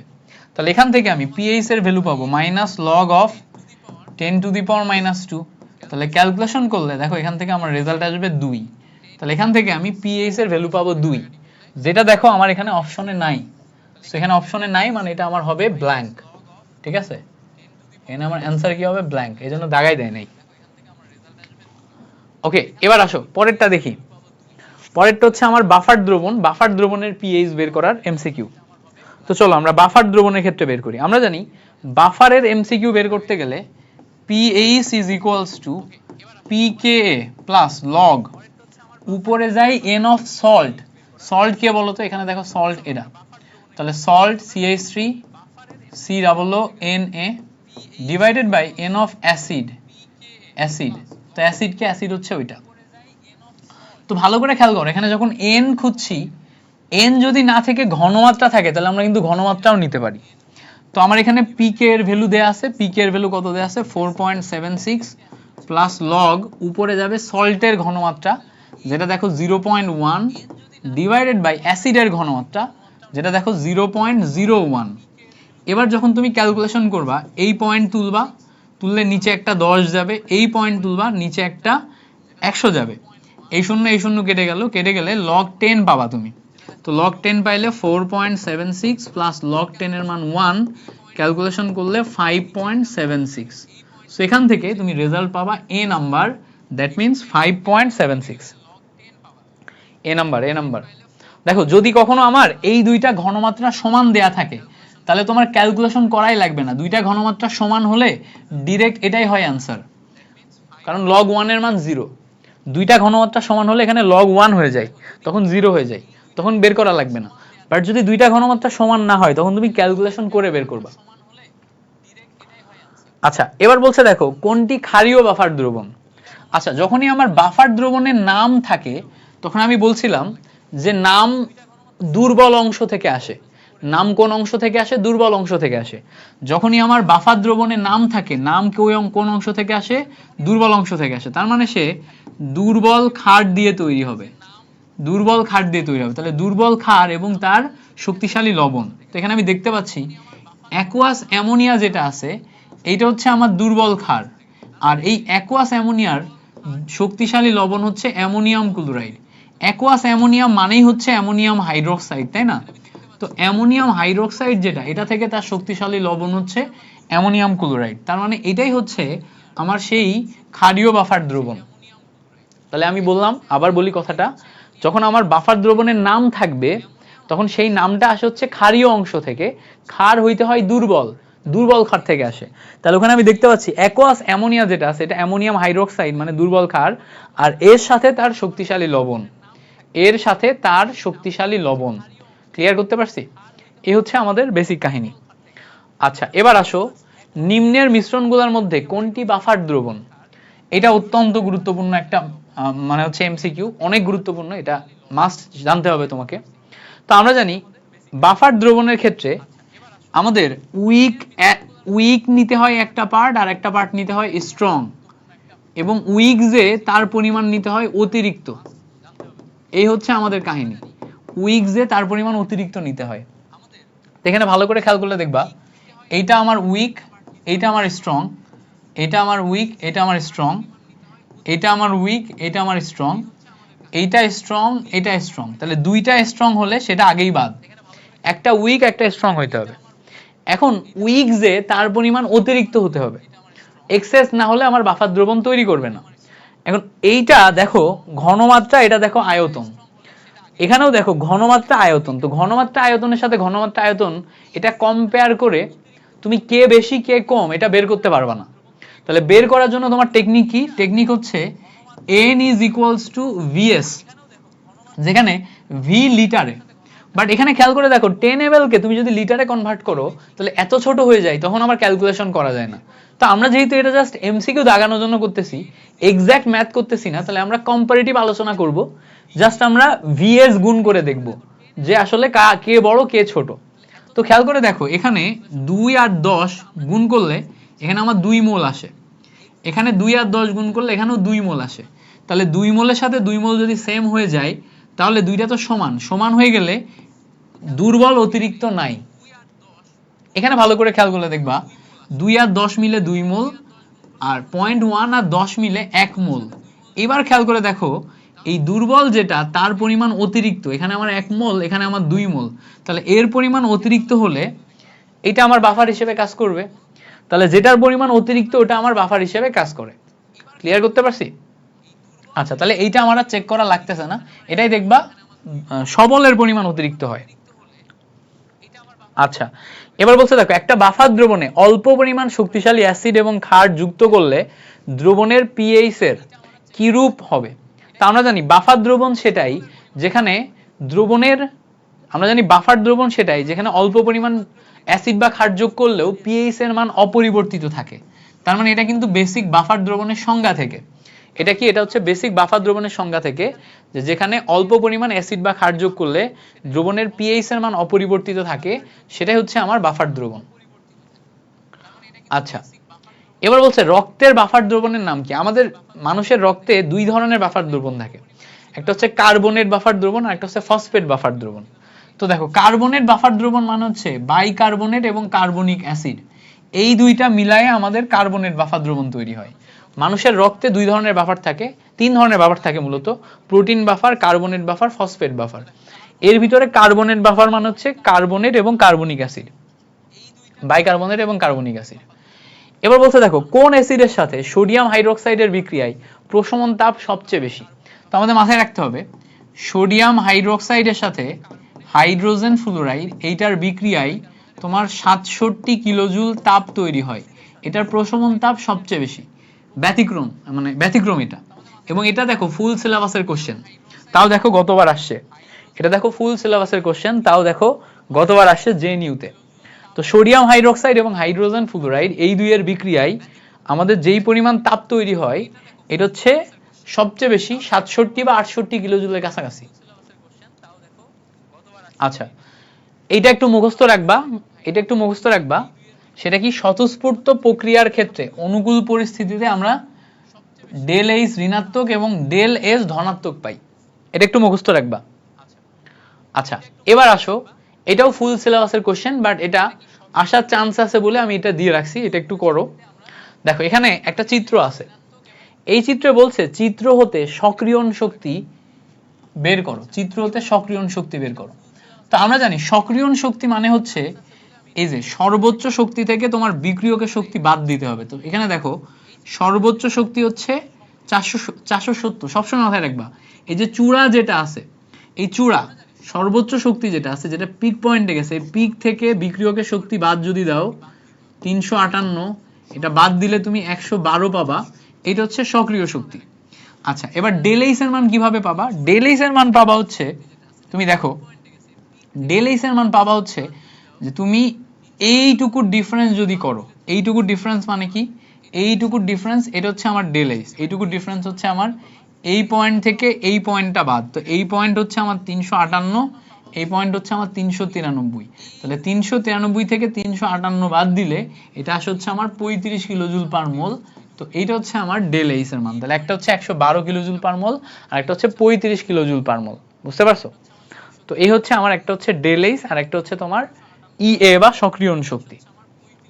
আচ্ছা, এবার বলছে দেখো তীব্র অ্যাসিড, খেয়াল করো, তীব্র অ্যাসিড এবং তীব্র ক্ষার দুইটার প্রশমন বিক্রিয়ায় প্রশমন তাপের পরিমাণ কত?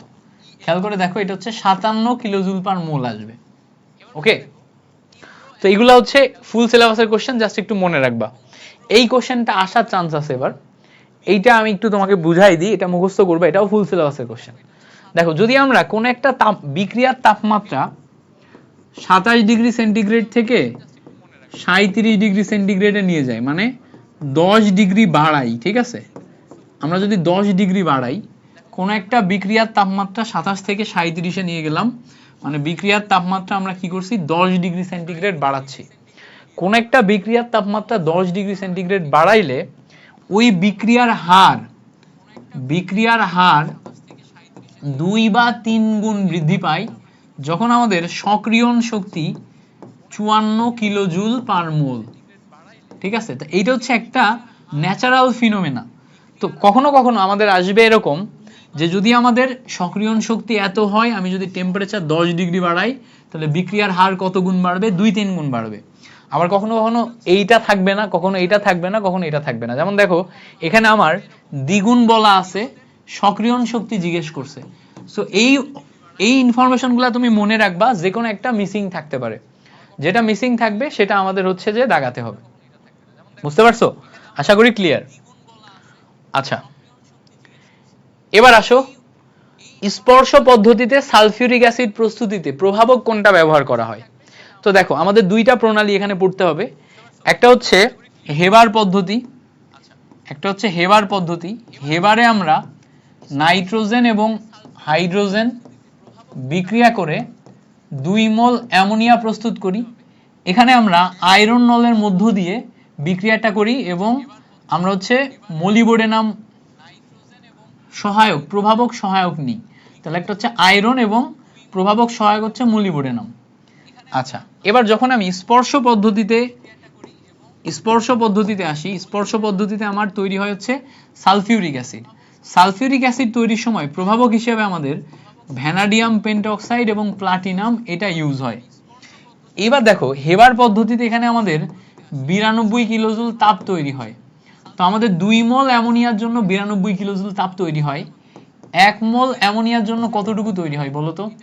1 মোল অ্যামোনিয়ার জন্য 46 কিলোজুল তাপ তৈরি হয়। এটাও আমাদের এমসিকিউতে অনেক সময় আসে।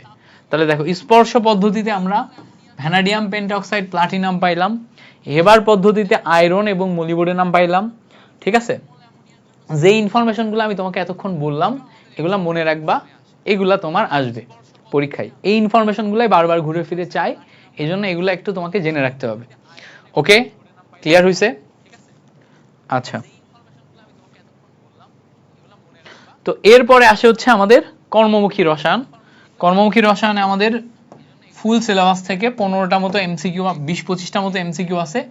এই স্লাইডের বাইরে তোমার কিছু আসবে না, এই স্লাইডটা তুমি খুব সুন্দর মতো পড়বা। ক্লাসে আমি তোমাদের যারা যারা তোমরা জিএসটি ব্যাচে আসো, জিএসটি ব্যাচে তোমাদের কর্মমুখী এবং হচ্ছে যে অর্থনৈতিক পড়াইছিলাম না, কর্মমুখী অর্থনৈতিকে যে স্লাইডটা আছে ওই স্লাইডের বাইরে তো একটা লাইনও আসবে না, ওই স্লাইডটা ভালো মতো পড়বা, ওখান থেকে সব আসবে। আর এখানেও যে কয়টা এমসিকিউ দিছে এগুলা প্র্যাকটিস করে যাবা, ঠিক আছে? তো এর বাইরে মোটামুটি কিছুই লাগবে না ইনশাল্লাহ। তো চলো আমরা একটু দেখি। প্রথমে আমাদের বলছে যে প্রাকৃতিক খাদ্য সংরক্ষক হিসেবে কোনটি ব্যবহার করা হয়। আমরা জানি প্রাকৃতিক খাদ্য সংরক্ষক এর তালিকায় কি আছে? চিনি আছে, লবণ আছে, এগুলো হচ্ছে প্রাকৃতিক খাদ্য সংরক্ষক। তো লবণ মানে কি? লবণ মানে হচ্ছে সোডিয়াম ক্লোরাইড। তার মানে সোডিয়াম ক্লোরাইড এটা হচ্ছে আমাদের প্রাকৃতিক খাদ্য সংরক্ষক হিসেবে কাজ করে। ওকে,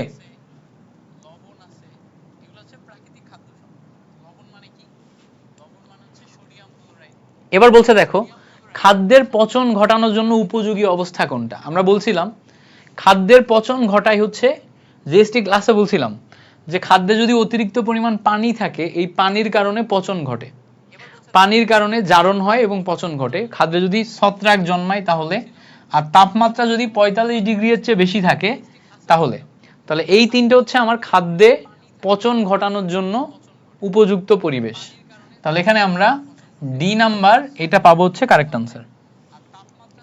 এবার বলছে দেখো কোনটি প্রিজারভেটিভ নয়। আমরা জানি, খেয়াল করো, মিথানল এটা হচ্ছে একটা বিষাক্ত উপাদান।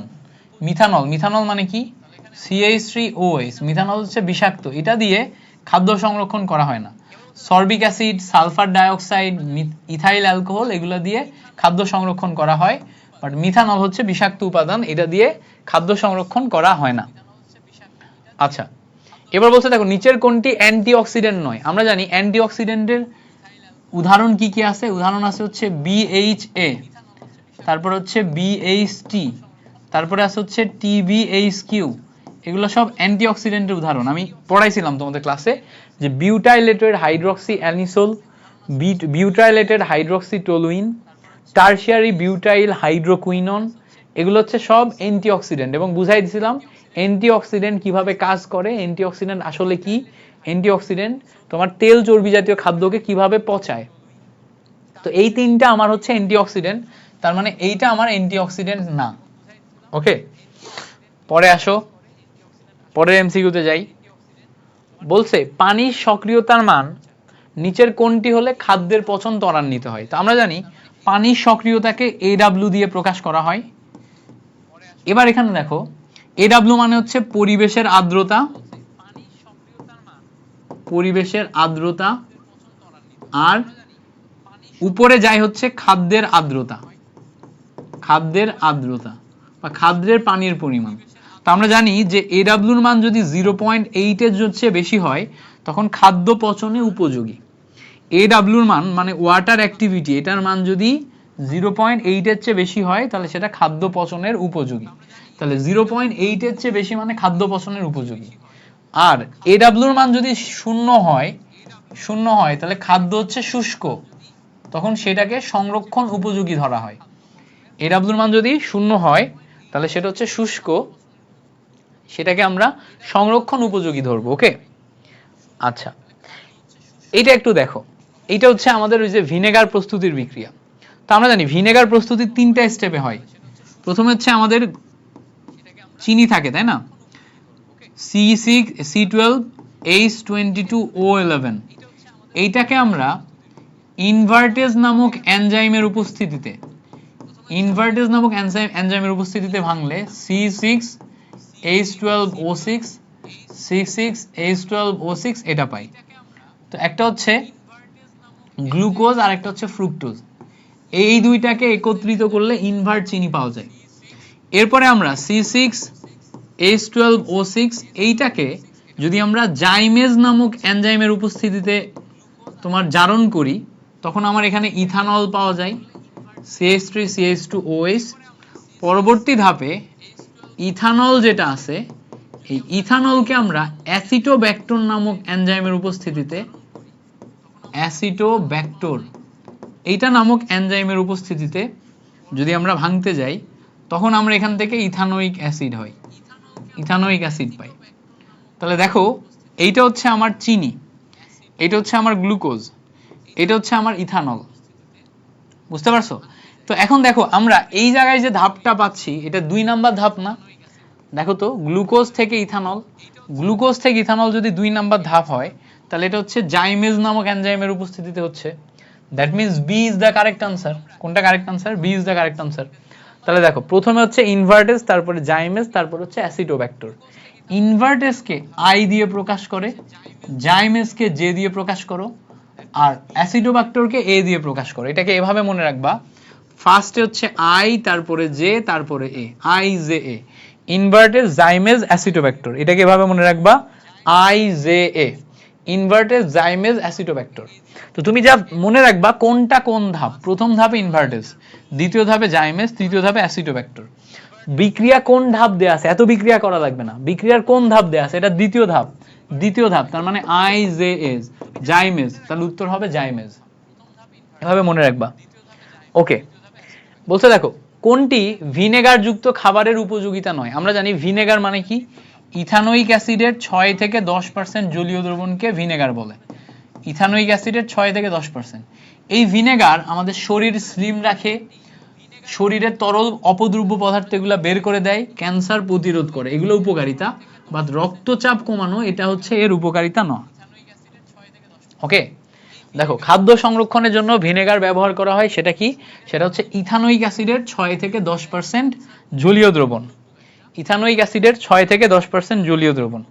ওকে, আচ্ছা, পরে বলছে কলয়েডে বিদ্যমান ব্যাস, কণার ব্যাস কত ন্যানোমিটার। এটা ফুল সিলেবাস, এটা একদম মুখস্থ করে ফেলবা। এটা হচ্ছে ফুল সিলেবাসের কোশ্চেন, ফুল সিলেবাসের কোশ্চেন। কত কণার ব্যাস?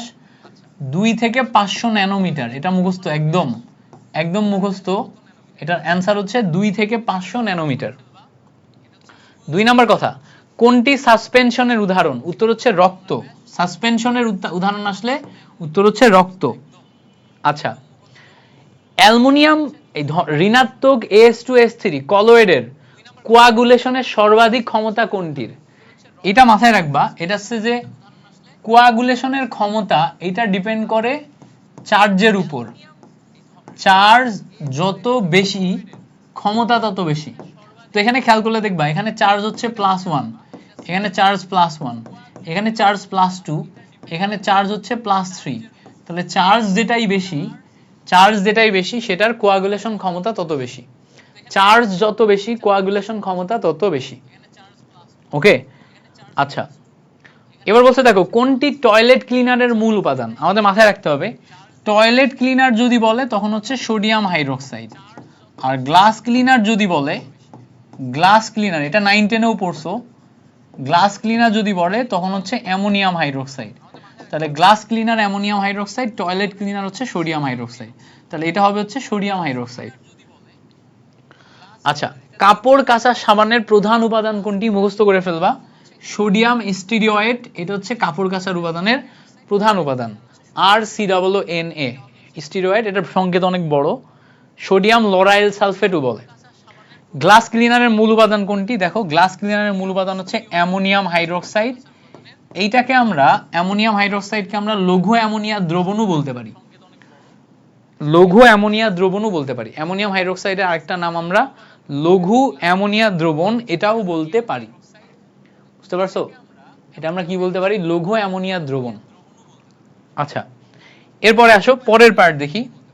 পরের পার্ট বলছে দাঁতের ক্ষয় রোধে ব্যবহৃত টুথপেস্টের পিএইচ কত। এটা মুখস্থ করবা, দাঁতের ক্ষয়রোধে ব্যবহৃত টুথপেস্টের পিএইচ হচ্ছে 8.0। ওকে, পরে বলছে দেখো মেহেদি পাতার নির্যাস থেকে ত্বকে রং সৃষ্টিকারী উপাদান কোনটি? এই যে মেহেদি পাতা যেই কথাটা বলছে তখনই তোমার উপাদানের নাম আসবে হচ্ছে ল্যাসন। ফুল সিলেবাসের কোশ্চেন মনে রাখবা। ল্যাসনের সংকেত এটা 2 হাইড্রক্সি 1,4 ন্যাপথাকুইনন। ল্যাসনের সংকেত হচ্ছে 2 হাইড্রক্সি 1,4 ন্যাপথাকুইনন। আচ্ছা, এবার বলছে বেবি পাউডারে কোনটি অ্যান্টিসেপটিক হিসেবে কাজ করে? উত্তর হচ্ছে বোরিক অ্যাসিড। যখনই বেবি পাউডারের কথা বলবে তখন হচ্ছে বোরিক অ্যাসিড। ওকে, মেলামাইন থেকে উৎপাদন বৃক্কের জন্য ক্ষতিকারক উপাদান কোনটি? মেলামাইন থেকে উৎপন্ন করে এবং সেটা বৃক্কের জন্য ক্ষতিকারক উপাদান, এটা কি? সায়ানোইউরিক অ্যাসিড। মুখস্থ করবা সায়ানোইউরিক অ্যাসিড। ফুল সিলেবাস তো, ফুল সিলেবাস থেকে এই কোশ্চেনগুলো মনে রাখলেই হচ্ছে। আচ্ছা, পাকা ফলের মতো সুগন্ধ কোন উপাদানে আছে? Aliphatic ester. এটা হচ্ছে পাকা ফলের মতো সুগন্ধ, ঠিক আছে? অ্যালিফেটিক অ্যাস্টার, অ্যাস্টারের সুগন্ধি আছে আমরা জানি। ওকে, লাস্ট অফ অল একদম শেষের দিকে পাইরেক্স গ্লাস তৈরিতে ব্যবহার হয় কোনটা? এই দেখো বোরিক অক্সাইড B2O3, এটা হচ্ছে তোমার পাইরেক্স গ্লাস তৈরিতে ব্যবহার হয়। এন্ড একদম লাস্ট কোশ্চেন, নিচের কোন রাসায়নিক দ্রব্যটি ফল পাকানোর জন্য ব্যবহার হয়? ফল পাকানোর জন্য ব্যবহার হচ্ছে ইথোফেন। ইথাইনও ব্যবহার হয়, আরেকটা হচ্ছে ইথোফেন। ফল পাকানোর জন্য অ্যাসিটিলিন বা ইথাইন ব্যবহার হয়, আরেকটা হচ্ছে ইথোফেন। এটা ছিল হচ্ছে আমার একদম last slide. Thank you slide add করা নেই, তো আমি তোমাদের জন্য থ্যাংক ইউ স্লাইড আলাদা করে লিখে দিই। হ্যাঁ, আলাদা করে লিখে দিই থ্যাংক ইউ স্লাইড।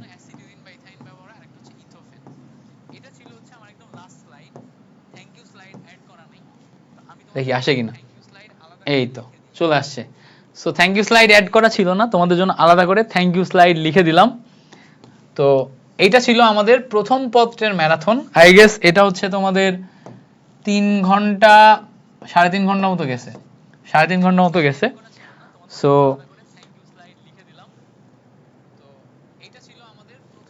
তোমাদের সাথে দ্বিতীয় ক্লাস পরশুদিন নিব, হয়তো 6 তারিখ দ্বিতীয় ক্লাস আমাদের সাথে রিভিশন দিয়ে ফেলবা। দ্বিতীয় ক্লাসে তোমাদের ট্রাই করব একদম A to Z organic chemistry থেকে শুরু করে প্রত্যেকটা চ্যাপ্টারে যা যা প্রয়োজনীয় সব একদম গুছায় দেওয়ার, এবং গুরুত্বপূর্ণ এমসিকিউ, সব টাইপের এমসিকিউ, ইনফরমেটিভ এমসিকিউ গুলোও কভার করে দেওয়ার। বিশেষ করে পরিবেশ রসায়নে অনেক মুখস্থ জিনিসপত্র আসে, সেগুলো কভার করায় দেওয়ার। সো আজকের মতো এই পর্যন্তই। এই ক্লাসটা তোমরা রিভিশনের জন্য আবার ইয়াতে পেয়ে যাবা, ইউটিউব চ্যানেলে পেয়ে যাবা। সো তোমাদের সাথে দেখা হচ্ছে। Thank you so much. আল্লাহ হাফেজ, আসসালামু আলাইকুম।